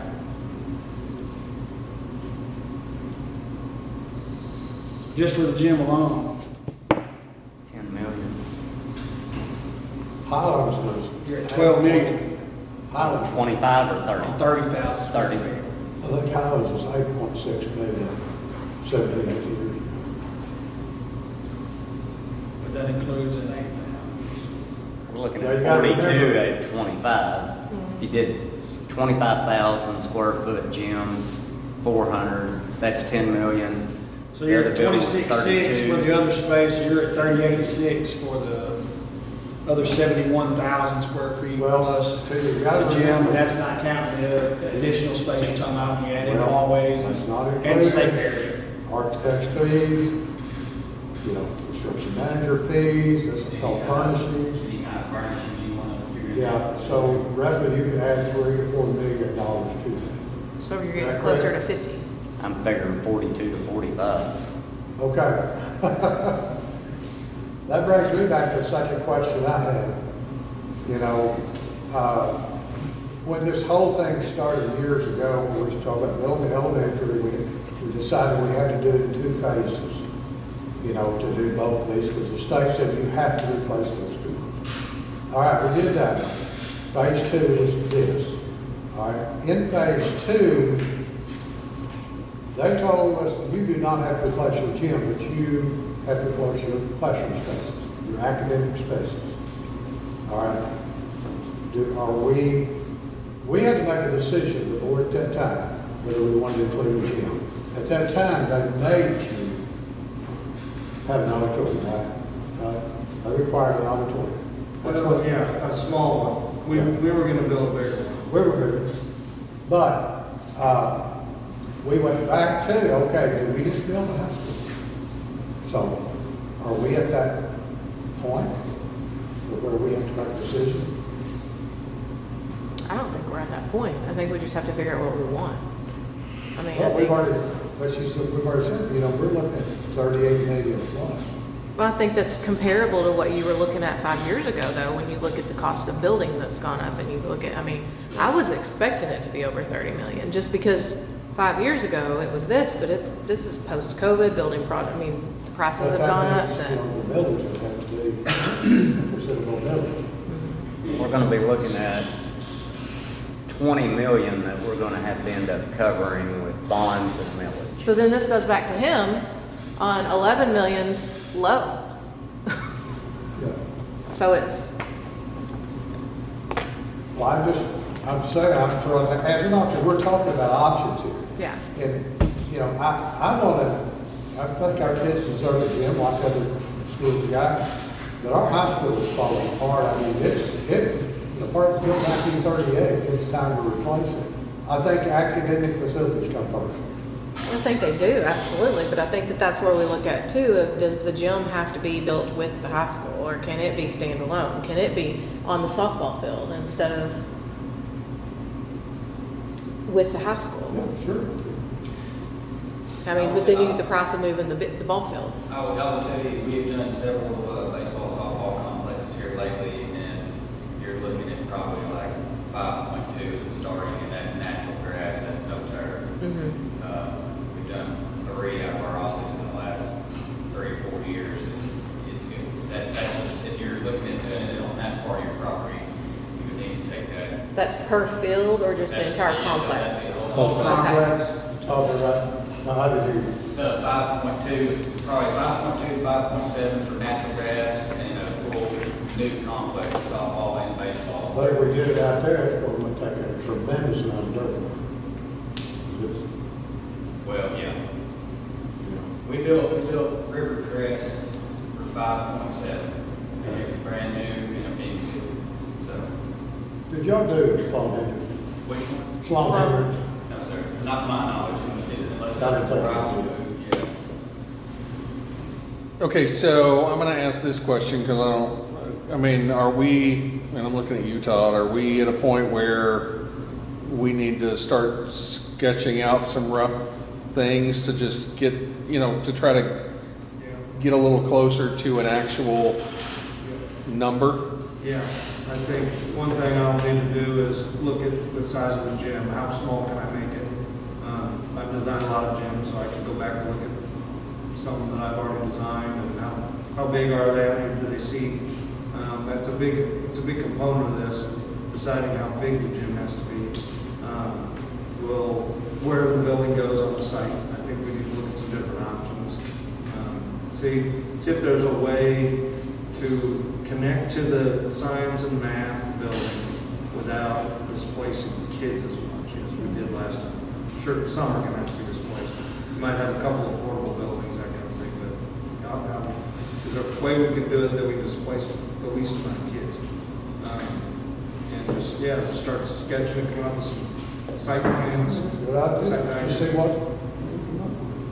You guys okay with that? Yeah, I mean, that's kind of where I was at. I mean, I just didn't want to get pigeonholed into what the previous plans were because that didn't go over well, so let's get some options. But there's a reason they were put that way. I'm not disagreeing with you, Mr. Gary, but There's a the lot of whole point thought is put the into public didn't feel informed last The public night. never once said, we're gonna vote this because we don't like it built where it's at, Chris. Because they didn't know. They didn't Everybody know. knew it was gonna be No, built. they didn't. I'm telling you, I was in the public, I had no clue what the school was doing. I knew we had to build one, never saw a plan, never knew when a meeting was. I'm just telling you, I got put on this board because the people who came to me said we never knew what was going on. The board was not transparent. So all I'm saying is, I just want to put everything Oh, in their I agree. face I- so they can make a decision. You and I agree on that. And when they vote it down, if that's what they choose to do, we can just, as a board, we did all we could do. Y'all had your options, this is what you chose. Here's the school we now have. We're getting new classrooms and nothing else because y'all didn't want to pay for anything else. And that's it, because I don't want them coming back to me saying the same old, same old. That's it. I understand what you're saying, but I'm just saying, What was that doing for the Agri building? Where are we, Was that tearing the where are we Agri at classrooms as far down? as, let's I don't say think so. 42 It's leaving that million? building on the junior high. I'll have to go back and look. We're gonna chip in 12, so that knocks it down Speaking to of two, 30. before I forget, Dr. Arbo. Huh? State's Talk putting to her again in about 9, I She believe. said they were putting it on hold until after. Yeah, I think Which is gonna be too late. Okay, take that out, so we're at, let's say 23. Where are we at as far as restructuring bonds compared to what we're gonna have to have? in the I middle? mean, actually, you know, you'd be doubles, I mean, you'd be looking more in the 5 range of millage ask, is what I would be thinking. That's what I was afraid of.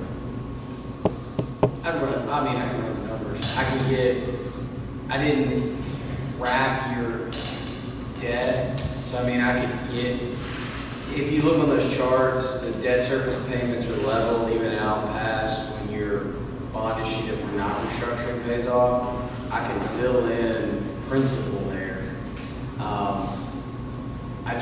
If you don't have to do that, you know, when we were in the 9, 10, $11 million borrowing range, I didn't think it was necessary. I like it there because you put the district in a future position that you're currently in, where you got some payment falling off, and you're picking something up, and you're restructuring. Can't always do that. I can do that can maybe help numbers a little bit. So I'll look at that. I mean, if you can give me another range, if the new cut is, say, 20 to 23, I'll update all the figures, and then you can make a call from there. I'd say that's where we're looking at. Twice as Yeah, much. realistically, Nathan, how long would you say a new high school of that size would take to build? I would say probably 20 months. we had to go shovel. So the ground possibly in into November a- 26th. Say that again, what? 20 months. How long it would take to build a high school that size? So depending on when you got started, it could roll into a third school year. Had to get started. A lot of it depends on what time of year you start. Yeah. And you just have to phase it. I mean, you could have kids, maybe there's like a building, you can have kids moving into as you're, you know, finishing, like the demo of everything behind it could Yeah. would be wrapped into that. Well, that's what I was saying, and connecting it, putting something in between. We can manage without a cafeteria for 3 years. We can do something district-wide. Or you can manage without a gym if you had to. I mean, we wouldn't want to, but Corning Street's had to do. better than classrooms. I just feel like this set of kids that it's going to affect have already been affected enough. And I just think, I've been there, I've done that. It was terrible. Like, It And I was changed you young. for life, too. do you know how many memories I have from my 4th and 5th grade year? I can't imagine doing it in high school. Like, that is your strongest, like, the most exciting time of your life, and you're in there and, like, you're down here with 8th graders? No, like, that's not fun for them. And I mean, they're not gonna wanna learn. They're just gonna wanna get through it. So, I mean, being in a portable building, We can look at phasing closely, yeah, as far as where the building goes and everything as well. And then once we have what, you know, everybody agrees would be the best place for it, and, you know, we're kind of moving on and get, like, there's a layout and everything, then we get into specific phasing, Yeah. you know, based on when we think construction would start, that's when they would help us, like, yeah, I mean, that's literally what we're going through at Corning right now, because they'll start demo soon, but construction will start right around when school does. Right. And it's where we put these kids in and tell parents to go, and, yeah, so, you know, it'll get, like, super specific.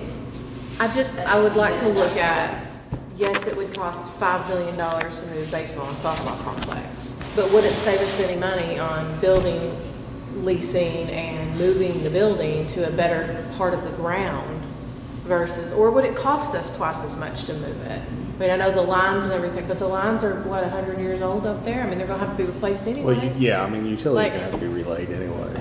So what's the difference? Yes, 5 million to move them, but does it save us any to come up with the building?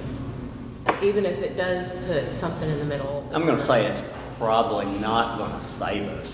But is it gonna benefit us to do that? Or even if it's a neutral, or if it's like, you know, hey, it's a $5 million cost up front, but if we do it this way, technically, we're only out 2 million more, and it changes the whole layout of the school, like, you know what I mean?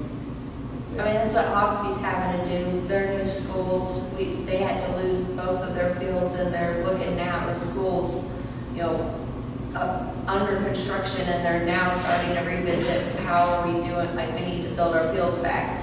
And they're putting them in roughly the same location, but they're making it work better so that they can hold tournaments and do all Right. this other stuff. Because right now, everything we have is right there. So if the county fair is there, if there's a football game, if there's a basketball game, if there's a random carnival, if there's graduation, it's all right there. Yeah, that's our problem, we kind of scrunch. And it's, I mean, if you could take one complex away, then you're eliminating stuff. I don't know. I feel like there's Well, more that's options to what- what that's was presented fine. I before. agree with you all too. Let Chris work up some different scenarios. Let's see what he can come up with, or Todd. Let's see what he can come up with. Okay, Put a number to it. all right. Are we ready to keep going? Yes? Okay. Thank you all. Like y'all. Yeah. Hey, good to see everybody. Appreciate it. Yeah, y'all are welcome to stay if you'd like. Good to see Appreciate y'all. y'all's time. All right. Have a good one. See Good y'all. to see everybody.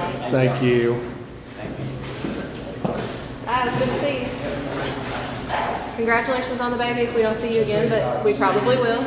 So, Hey, y'all. You bet, you bet. thank you. Good to see you. Katie, just hang in there. It's gonna be soon. It's gonna be soon. It's got a couple more months. Yeah, Nothing, thank not, you. from what I understand, nothing like being pregnant in August, Yeah, that's, especially when it's 8 and 9 months. yeah, my mom, I'm literally due the day after my birthday. My mom's like, it's just karma because I had to. Okay, I guess it makes sense. Bye. Okay, item 5.2 is our next informational item. I just wanted to make the board aware that we received a letter last week, and I did a little bit of investigation on this to see what the board or what the district has received over the last few years. In 2022, this letter said that in 2022 the district was identified as in need of targeted support due to the underperformance of our special ed population on our state assessments. And it said that the district can be released from that identification based on the next round of test scores. So that would be in October. That's what this letter was saying, that in September, October-ish, we will find out based on our 2025 data whether or not we have still been identified. Now, I will say that over the course of the last 3 years, the district has improved in this area, but we're waiting on the 2025 data to be released before we know what the next steps are. So I just put in your packet there for you so you're aware that if targeted support continues, then the next step would be DESE. We'd be working with DESE. They would be providing us specific steps that the district would have to take in trying to improve the performance of those our special education students. And I just wanted to make the board aware, this may include and typically does include being required to allocate a portion of funds directly to address this issue. So what is the issue? The issue is that our special education students are not scoring where they need to on the state assessments. But why? That's a great question for our We- I LEA, mean, and she's here. Why? If we have a department, we're focused on just this small, this small population of kids, why are we not performing? Well, the thing you gotta look at is special education has really changed over the last few years. So think about like when you were in school, when I was in school, you got math credit for resource math class. So like if you had a special ed teacher, you didn't go to algebra, you went to resource math. So you were taught really based on academic needs. Now what they're doing is you can't get credit like that anymore. So like you said, we've increased the last few years, right? So I can see that continuing to increase. But, I mean, it is what it is. You mean increase as in like more teachers, more support No, staff? more we've what? increased, so our special education students, so if you'll look at that letter on the third page, you'll see there that it says that in 2022, we had 47% of our special education students that were scoring in need of support. So they were scoring at the lowest level, right? That's not right. I'm reading that wrong. Huh? Did they get the state total on that letter? It gave it gave the school index score. So in essence, what that's saying, I'm sorry, let me back up. What that's saying is that in 2022, our school index score for students with disabilities was 47.06. And last year it was 48.82. Now, if you'll note in there, what it says is that we have to be better than the bottom 1% of all Title I schools across the state. So I can't tell you, they can't tell me what is the bottom 1% for 2025 because they haven't released that number yet. So that number, our ESSA index may stay at, say it's 48.0, but if that's higher than the bottom 1%, then we're released from that designation. Right? So it's really, we're being compared to every other school in the state and how well their special education kids are doing. And really, I mean, you think about it, you kind of expect some of those identified students to be some of your lower performing students. Like that's kind of why we're here. Right. But like I mentioned, what we've changed is it's no longer we give you grades for special ed English and special ed math. It's you still get your instruction from your regular class, and then we are providing essentially interventions. And that has not been the case when you think back the last 10 years. Like that's been a huge change the last 3 years. And that could be one of the reasons you see that number increasing. Mm-hmm. Right? I mean, So what do they say is the solution? they don't give it, like in Well, this. maybe you create one. Yeah, I mean, they're saying, this is the data, you have to figure out how to help your kiddos. What took me by surprise is I didn't realize, and I don't think Courtney realized, that we had been identified 3 years ago. That was the crux to me. It was So it was identified 3 years ago, it just wasn't addressed? Well, what happens is, okay, here's your warning. If this doesn't improve, you're going to have to set aside funds to help create or prevent this solution moving forward and fix it. Typically, though, I would expect if the district had been identified in 2022, I would have expected a letter had come out in 2022. Now, this was before me, so I went digging for it. A letter in 2022 that said, hey, just to let you know, you've been identified in this area. Right. I can't find any information that says, hey, you've been identified until 3 years into it when they're saying, hey, you were identified 3 years ago and you might come out of this identification in 2025. We're just going to wait and see. And a lot of these are usually like, I'm tagged in them or copied, and I didn't find anything in my stuff either, so. So So let's just basically, wait and see. I'm just making the board aware that this did come out. We are in a wait and see pattern at this point until October of 25. But if we are still in this designation, it may force us to allocate money away from some other things and towards making sure that our special education kids are improving. And they run these numbers on multiple categories, like they'll run it on race, ethnicity, your ELL, it just happens that this one is flagging. But they run it on multiple. I'm assuming that's what they do everything else. Okay, so 5.3 is the property insurance. I just wanted to give you a heads up that I don't have any information on property insurance at this point. The property insurance has moved, so as I said last time, I believe school districts now are required to secure facility insurance from the state. And that is, I did confirm that, you know, in years past, the district has worked with the State School Board Association, ASBA, to get our property insurance along with our vehicle insurance. The state has now said no one can get property insurance except through the state. All right, so ASBA is now out of the business of property insurance going forward. We were told, superintendents received an email on the 9th of June that said which was last Monday, that said within a week you would be getting information in an email with the premium and the deductible information. Should have got it today. I have called, I have asked other superintendents, nobody has seen this information.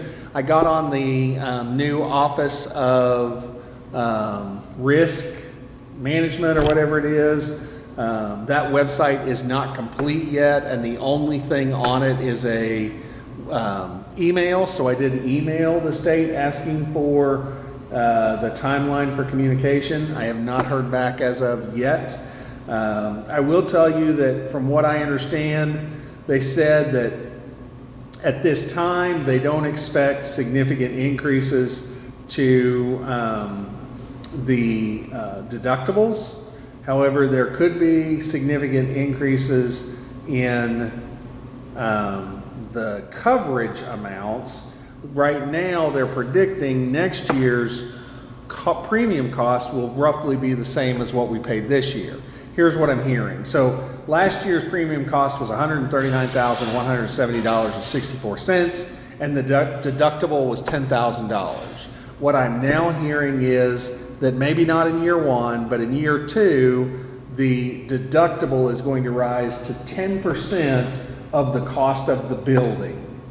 So in essence, if we had to, this goes back to why the building fund is important. If a tornado took out the elementary school today, the district would be on the hook for a deductible of roughly $2 million. That's if it just took that one building. If it just took that one building. So They're saying a 10%? Mm-hmm. Majority of the companies the most I've seen from anyone so far was 3%.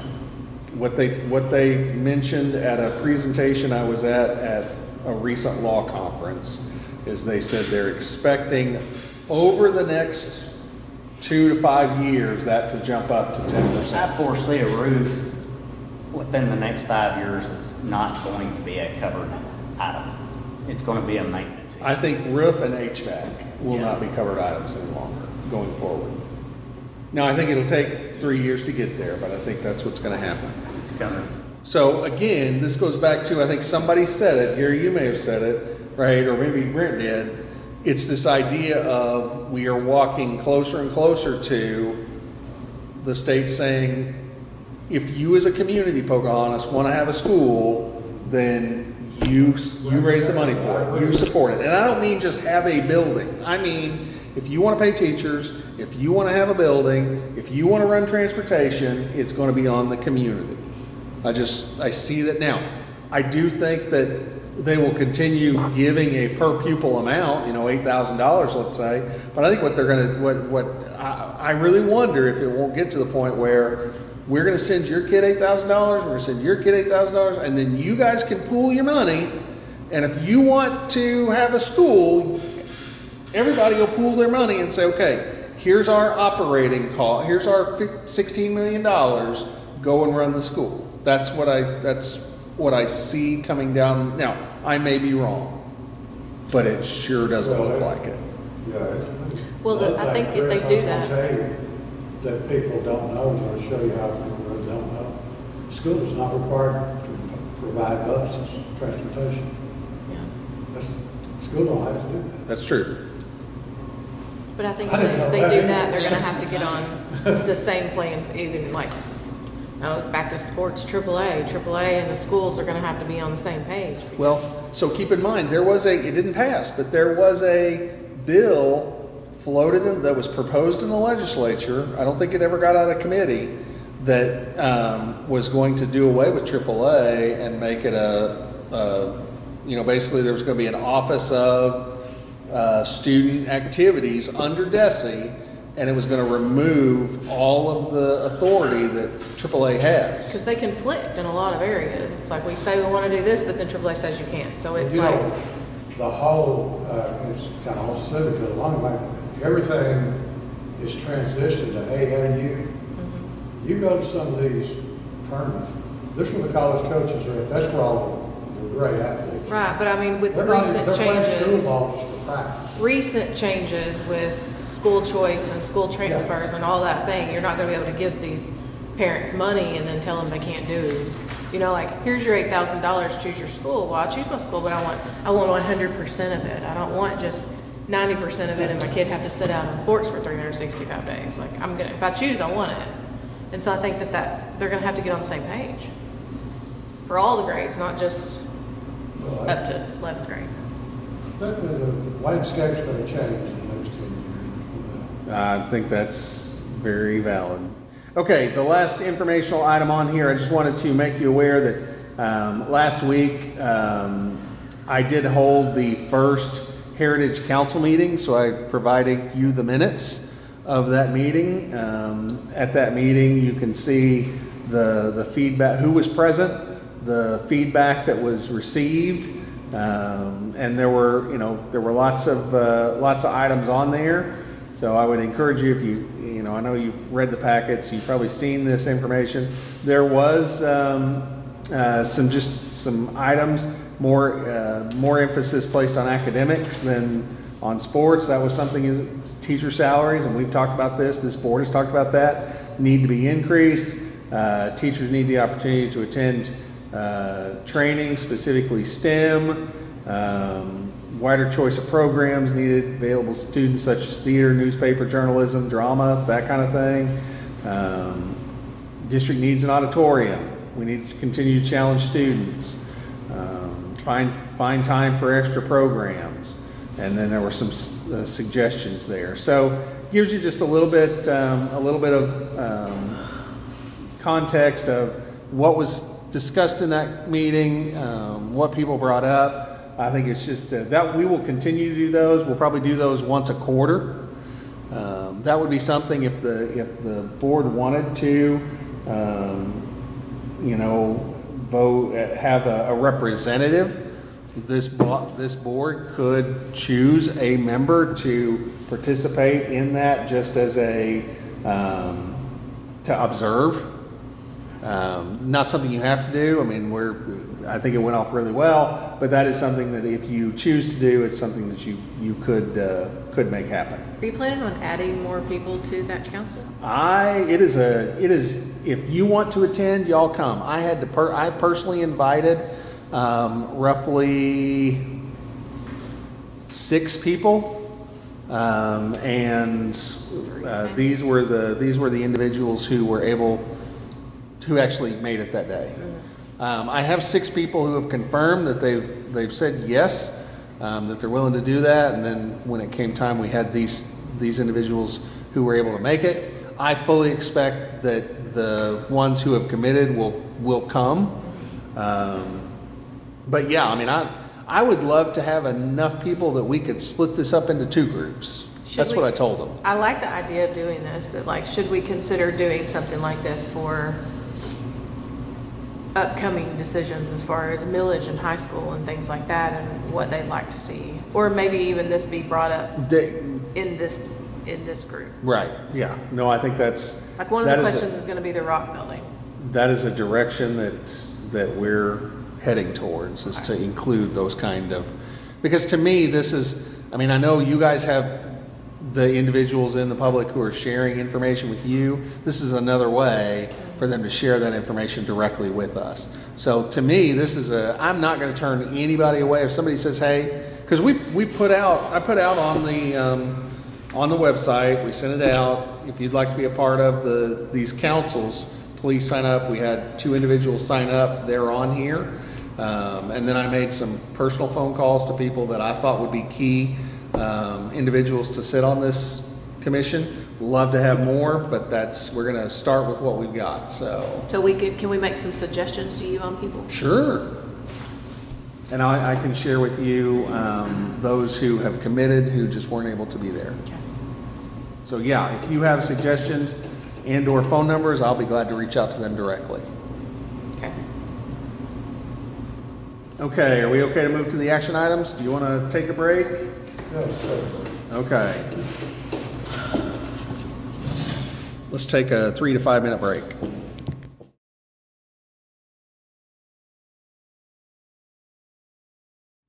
You're back on. And board is back in session. Action item number 7, Dr. Arbuckle. So we've got 7.1 is the monthly financials. You have in your packet the summary documentation that typically provide there, along with the check registers and the foundation information. Obviously, if there's any questions, we'll be happy to try to answer those for you. If there are no questions, we would just need a motion to approve. Make a motion to approve. Second. Been a motion and a second to approve the monthly financials. All those in favor say yes. Yes. All those opposed, motion passes 4-0. Okay, 7.2 is, it's that time of year again where we need to put out a schedule of meetings for the 25-26 school year. So you have in your packet a proposal that replicates the 3rd Monday of the month for regular meetings, and then the first Monday of the month for either a work session and or special meeting. I will bring your attention to September 8th and January 12th. Those are the second Mondays of the month, and the reason for that is in September, the first Monday of the month is Labor Day. Now what that does is that will put in September a work session in a week that's back to back with the regular monthly meeting. Something similar in January, where there would be a scheduled work session on January 5th with a meeting the next week. The reason that is because then you have, what is it, President's Day, Martin Luther King Junior Day, and we won't have school. So that is the only, and it's the same, it was the same process that we had this year. So unless, obviously if the board wants to move meetings, we certainly can, but if not, then that would be the proposed calendar for meetings for the next school year. And I'm just asking this out of curiosity question because I don't know the answer. Is there ability to add meetings if necessary? Because I'm just thinking with all the school stuff going on, there might be something that's time sensitive that We can do that just special 48 meetings. Yes, hours. those would be special or emergency meetings. And as long as you're not doing HR work, it can be held at any time. Need a motion to approve the calendar? Yes, sir. So moved. A motion and a second to approve the scheduled meetings for the Pocahontas School Board. All those in favor say yes. Yes. All those opposed, motion passes 4-0.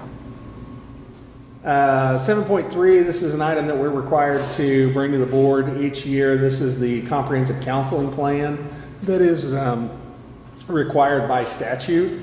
The board looked at this last year. The counseling plan simply lays out how the role of the counseling department, what they're undertaking. It does provide as well, excuse me, it does provide as well data about how the counseling program worked last year and sets forward goals for the 26 school year. Need a motion to approve? Yes, we just need one. Second. Motion and a second to approve the comprehensive counseling plan. All those in favor say yes. Yes. All those opposed, motion passes 4-0. You can make the motion. For second. I was just waiting on you. Don't confuse me. Okay, item 7.4, I did put on here as an action item, but I don't have, wasn't able to secure the 2 resolutions that we needed. Basically, this is, I'm gonna, how I bring this up, the board will need to pass a resolution or will need to approve a resolution to articulate whether or not the term limits going forward are going to be 4 years or 6 years. Now again, I don't have the wording of the resolution. I'm still waiting on that. Once we get it, the board will need to pass that. I can, and again, what I said last month is my intention was to bring both resolutions, but if the board wants to make a decision this evening on 4 or 6, then I can simply bring the one resolution. If you'd like to put off that decision another couple of weeks to a month, I think that's okay. That's allowable as well. So I know how I feel about it. I feel like 4 years is it's a short term. You're just getting into changes, and then you're eliminating too many school board members and elections after that. Because it's what, 3, 2, 1, 3? So 3 would go off at the same time? it'd be 3 and 2. 3 and 2. And the problem I have with that now is if you do that in March, we're gonna lose 3 school board members in the middle of trying to build a new school. I'm just saying that they didn't run or they didn't win, now you got 3 brand new people in. That's Which gonna be- 3 has to happen in March. That's out of our hands, right? No, if we do 6. No, 3 has to happen in March. Yeah, 3. That's, That was just 1 if we did the But 6 then term. we'll draw for Then it terms. will draw for terms. yeah. So in essence, you're going to have whatever you do, whether you do 6 years or 4 years, you're going to have 3 that are up in March, and then you're going to have 2 that are up the following March, Which is me and you. right? So if you do 6 years, then in March, those 3 that begin that term, they're doing 6 years at that point. Now, you can choose to redraw, right? And somebody does like 6 years and maybe 2 do 5 years. She's Right. one, so that's not. That would be up to you. That would be up to the board members So it's- Well, after. we could do it anytime. You could. So, you know. It's 3 in March of 26, and then me and him, March of 28. If you want this off your list, I'll make a motion for 6 years, however y'all want to do it. Yeah, I'd I mean, I think agree. we're in agreement. I just think in the future, for the future superintendents, as the year passed, losing the opportunity or the chance that you can lose 3 board members in one term is, It's not good. that's not a good No, good because swallow. if you have something that pops up and everybody has a vendetta, and I mean, You have a quorum in a year's time. next thing you know, you'll be starting to try to build a high school, you have 3 new board members that come in that are anti our current superintendent. So you need, Here we go again. Okay, so here's what I'm hearing is, Brent, you're making a motion of 6. Gary, you're seconding it. Correct. Okay, so have a motion and a second to approve term limit of 6 years for the resolution of school board members' terms. All those in favor say yes. Yes. All those opposed, motion passes 4-0. okay, so what I'm going to do is I'm going to asked Mr. Mixon to help me draft a resolution for 6 years. Then I'm going to bring that resolution back to you and let you vote on that resolution so that we're all on the same page. Okay. 7.5 is a MOU for commodities purchasing. This is something that Victoria needs. This is the same one we've been using. This is, right? well, this is a little different. The one we did before was on fruits and vegetables. This is everything else. This is our okay. commodities. That's right. And this is something that the state has recommended that we do. In fact, one of the things that the state kind of held against us, against our program, was that we weren't in a system that was bidding commodities. So in order to take some pressure off of our system, we would like to join with the Arch Ford Co-op, have them bid those commodities out for us, and then that'll rectify that finding. Make a motion, we accept the recommendation. Second. Been a motion and a second to accept the commodities MOU. All those in favor say yes. Yes. All those opposed, motion passes 4-0. Item 7.6 is our GEPA statement that goes along with the AR app. So last year, you may remember that the state of Arkansas changed the requirements for school districts. Now what we have to do is we have to provide an Arkansas application, is what it's called. It's an application that we fill out that covers all of our state categorical funds, all of our federal funds. It lets the state know how we're going to use those funds, how we're supporting student learning, how we are providing safe and healthy schools. So there's information in there about our nutrition program. It's sort of a one-stop shop. One of the things that we have to provide as a part of that is we have to provide assurances that I sign.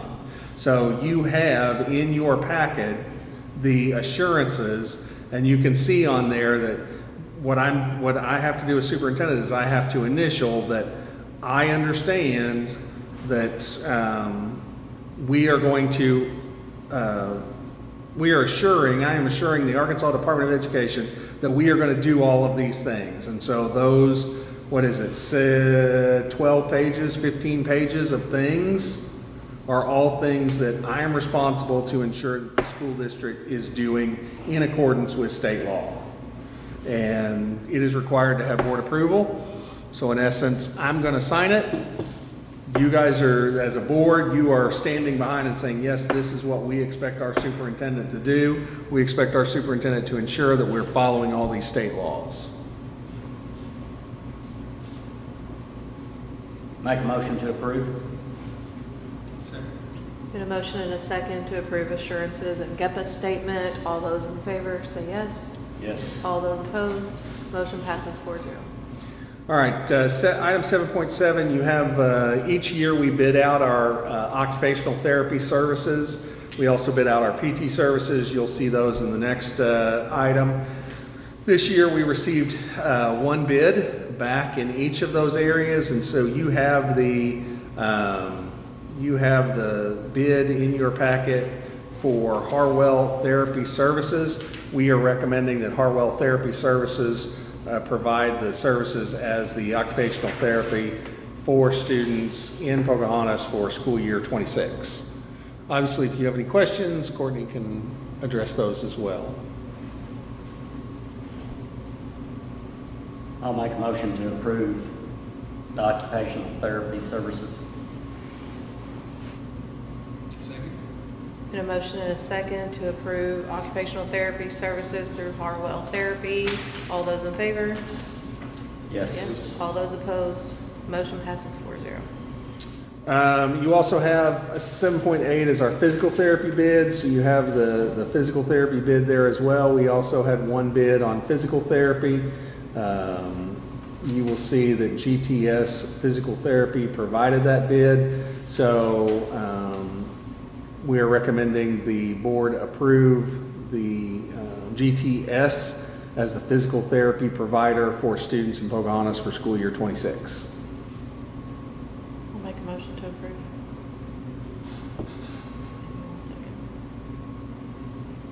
So we got a motion? Second. And a motion and a second to approve physical therapy services through Been a long time. GTS. All those in favor? Yes. All those opposed? Motion passes 4-0. Okay, we have 2 items that have to do with renewal licensing in our tech department. So each year we have to renew the Microsoft licenses that we have in our tech department. The SHI quote for providing the Microsoft offices or Microsoft licenses, the cost of that renewal is $23,743.77 as presented. I did look, that is $100 less than what we paid last time. However, I would like to ask, or I'm recommending that the approval be not for the cost not to exceed $25,000 for this renewal in the event that taxes or something like that is needing to be collected. So So it's got the wrong name, who's? Terrence. Okay. We'll make sure that we get that. So let me look at it. Yep. Make a motion to approve that request. Second. Been a motion and a second to approve the quote from SHI not to exceed $25,000. All those in favor? Yes. All those opposed? Motion passes 4-0. Okay, 7.10 is we call it the CrowdStrike license. Basically, this is a renewal of cybersecurity services that is CrowdStrike provides to the district. So you can see in your packet there that CrowdStrike provides endpoint detection, threat intelligence, and cyber attack response services. Additionally, it provides 24/7 threat hunting protection and antivirus detection. This will cover every machine in the district. So I'm recommending the approval of up to $40,000 to renew this agreement with CrowdStrike. The invoice cost is $38,089. This is $11,000 less than it was last year. And it is for the same. Same thing. I looked, yeah. I mean, it's the same.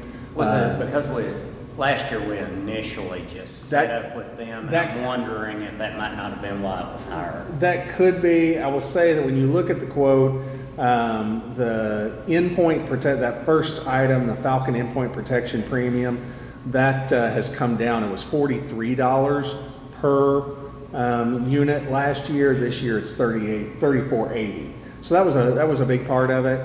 And then there was some reduction in cost in the Overwatch service.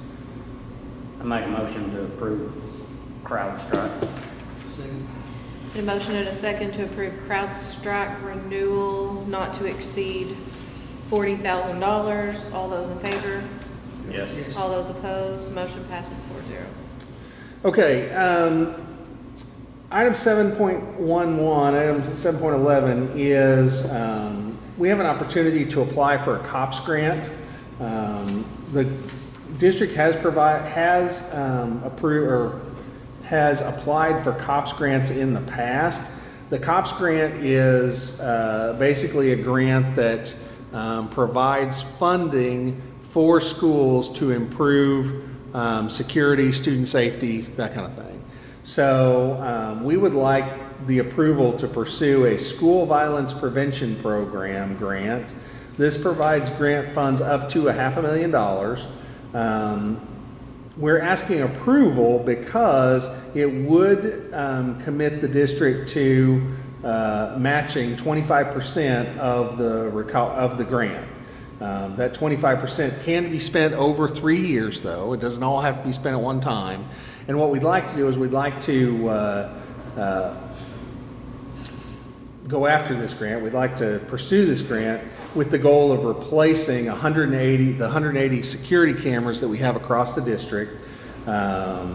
Currently, our cameras are between 7 and 11 years old. That's pretty old for security cameras. Additionally, the storage is 14 days. So we don't have the ability to store video footage for any longer than 14 days. We don't have great coverage in some areas. We have, like at the high school currently, for instance, we don't have great coverage on the front door. And so it's hard to see anybody there. The cameras are also old enough that when you zoom in, it becomes very pixelated and you can't see what you're looking for. So an approval tonight is it's not spending any money. It's just approving that we apply for the grant. The grant, we would not find out any yes or no on the grant until at least September. I'll make a motion, we approve the request. Second? A motion and a second to approve the request to apply for the COPS grant. All those in favor? Yes. All those opposed? Motion passes 4-0. Okay, we come to item 7.12, policy updates. So you have a long list of policies there. All of these policies in 7.12 are non-personnel policies. And so the first policies, 1 point whatever, are policies that have to deal with the board and how the board operates. Policies 4.2 through 4.48 are graduation or have things to do with kiddos. There is one, I want to come back to one change that I'd like to make on the grad requirements, and I'll tell you what that is here in a moment. Item 5. Whatever through 5.28, those have to do with curriculum and changes that are required by the state at this point. All of these are required per state law, and the changes that were made on the legislative side. Okay. Now I want to come back to items 4.45 through 4.45.2. Okay, those are the graduation requirements for the district. The reason we're changing the graduation requirements are twofold. One, the state has done away with the SMART core and core curriculum. Now everybody is going to do the same curriculum. So this idea of some kids are going to be SMART core, some kids are going to be core, that has gone away. Okay, and so that needed to be changed. In addition, in Pocahontas, I've been working with Lindsay and Mr. Helms on further refining our requirements for valedictorian and salutatorian. And the reason we're trying to do that is because we would like to increase the number of AP offerings that we provide kids, the number of accelerated offerings. When we do that, there will be some ramifications to who can qualify for valedictorian or how kids can qualify for valedictorian versus salutatorian. Okay? Right now, our valedictorians are based off of 24 credits and 8 APs. Okay? As soon as you add a 9th AP, or you have a student who moves in from Jonesboro who has a 9th AP, that student all of a sudden rockets to the top of valedictorian, and it leaves our kids out, right? The kids who have been here, the kids who have only had an opportunity to get 8 AP credits, okay? And so we'd like to change the language that says in order to classify as a valedictorian, it will be based on, you have to have a minimum of 24 credits and 8 APs with a GPA of 4.33 or above. Okay?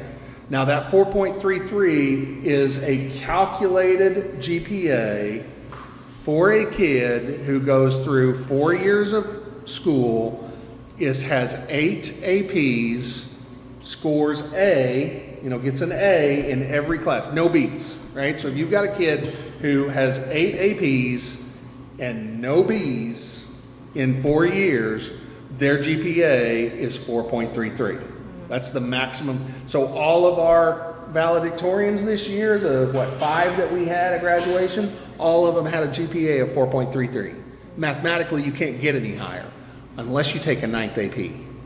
When you take a 9th AP, that throws kids into like 4.37, 38, right? And all of a sudden, a kiddo who moves in from Jonesboro or any other school who has AP Economics on their transcript, which we don't currently offer, and takes our 8, now they have 9, and all of a sudden they become valedictorian, right? I don't like that. I don't think we should punish our kids for having access to 8 and not having access to 9.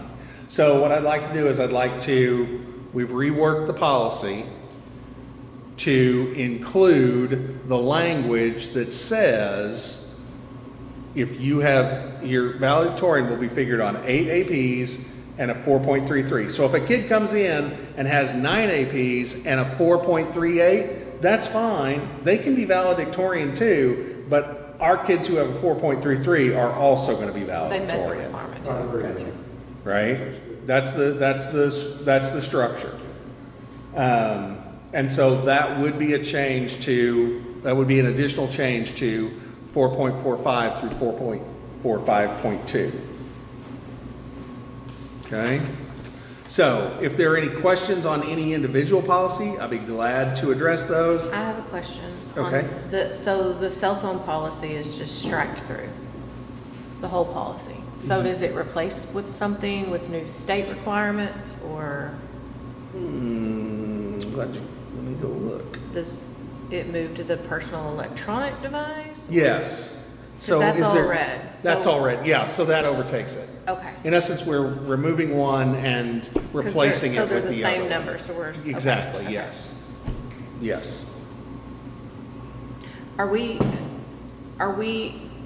in place to abide by that new law when school starts back? Yes. As far as high school to junior high, everybody? Yes, we're still talking about what that looks like. Okay.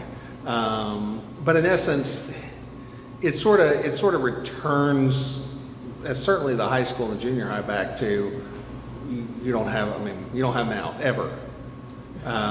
We are talking about what's the role, if any, of the bags, and right now it looks like the role of the bags would be for those kids who just cannot keep their hands off of them. I like that idea better, giving them the opportunity. I will say the conversation that we're having is if a kid has a cell phone out, we probably are not going to give a whole lot of warnings because everybody knows so if you have a cell phone out, we're going to take it and mom and dad will have to come get it.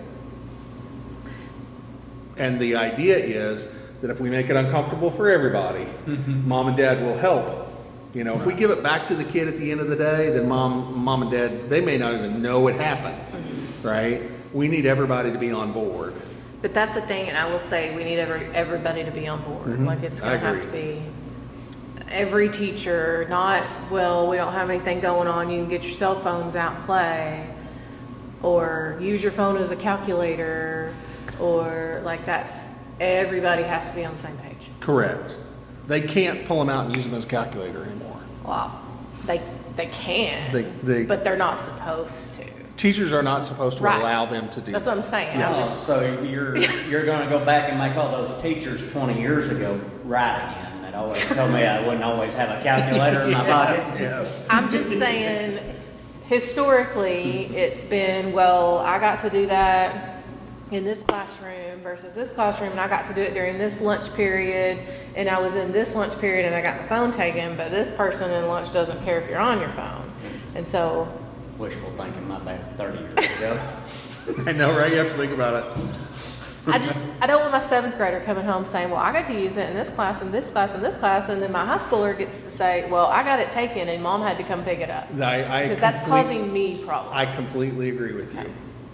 And that's gonna be training that we're gonna have to do with everybody. I make a motion to approve the board policy updates. Okay, and with the amendments to policy 4.45 through policy 4.45.2, Okay. that's the graduation policies. Oh, okay. That we just talked about. I'll make a motion to approve the board policy updates along with the updates of graduation requirements 4.45.1 through, or Yes. 4.45 through 4.452. Excellent, thank you. Second. Been a motion and a second to approve the board policy updates, including the amendments to the 4.45 through 4.45.2. All those in favor? Yes. All those opposed? Motion passes 4-0. All right, now what you have is you have the certified policies. So these are the certified policies that have been approved through PPC at a meeting before school was out.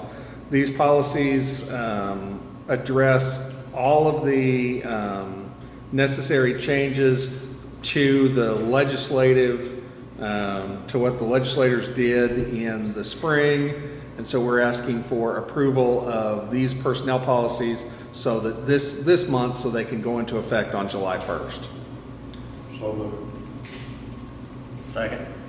The motion and a second to approve the certified personnel policies. All those in favor say yes. Yes. All those opposed? Motion passes 4-0. Okay, 7.14, these are classified policies. And let me tell you what we did here. Not only so I'm gonna ask for two motions. The first motion is to rescind all classified personnel policies. Okay, the reason we're doing that is because our classified personnel policies, there's a lot of, they don't agree with the model policies in certain areas. The numbers were off. The model policy might be 10.2 and our policy might be 10.37, right? It's very unwieldy and it was very difficult to kind of pull together. So once we rescind all those policies, what I'd like to do is I would like then a motion to approve the policies, the section 10 policies, the classified personnel policies as you see them there.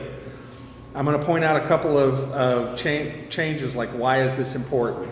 Our classified personnel policies are the only policies in which we have local policies, not state modeled policies, but local policies. I'm going to bring this to your attention. So if you were to go to the last page in your packet, I know you don't have it in the paper, but we have a policy that we're renaming PLP, that's Pocahontas Local Policy 1.0, which says to our classified staff that drive solicitation and petitions in the schools, they can't solicit for funds. At some point, that must have been a problem in this district. And so at some point, there was a local policy that was implemented. The way it was organized, though, previously, threw off all the other classified policies that the state provides. So what I did was I broke those up into here's all the state-provided, state-required policies, and then at the end, here's the Pocahontas local policies. You will also see, this exists in both of them, but Pocahontas local policy 4.0 is a disaster relief leave. This was also in the certified policy at the end. But basically what this does is this was a policy that came out of our classified PPC. Our classified PPC had a number of personnel that were directly impacted by the tornadoes and the floods of the spring. We had some staff members that were not able to come to work because they lost their house, literally, from the tornado. And we didn't have a policy in place. They had to take sick leave or personal leave to do that. If they didn't have personal leave, they had to take dock days to do that. So they had to take unpaid days to deal with that tragedy. And what I don't like, and what I think PPC was very willing to support, is I didn't like the idea of someone experiencing a tragedy financially in their life where they're losing their house, and then we're telling them, if you don't come to work, we're not going to pay you. So this policy provides the superintendent the ability to provide up to 5 consecutive days of paid leave in the event of some kind of natural disaster. So in the event that we have a tornado and somebody's house gets destroyed, or they have to, deal with chicken houses or barns that are down, and there's several things in there, floods, wildfires, we have an ice storm, and it literally, people can't come to work. What we're saying is the superintendent will, going forward, have the ability to provide 5 days additional of paid leave to allow those families to deal with those tragic events. We feel like this is going to be a pretty key policy for the district. And so we're restructuring and we're adding one policy in the classified world. So I'm going to go back. The first motion I would need is I would need a motion to rescind all classified personnel policies. I'll make that motion.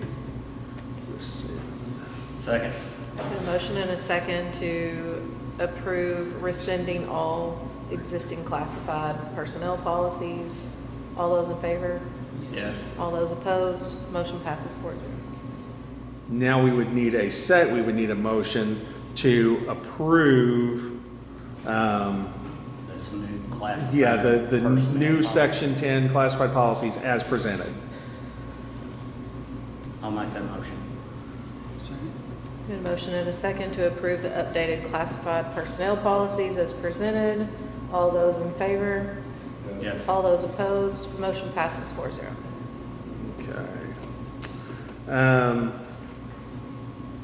Okay. Moving into the employment transfers, unless somebody sees a need to go into executive session, we'll only have two hirings and one that you'll see on there. I just have a question about the difference. So I know there's clarification here on these school choice transfers Yes. versus legal transfers.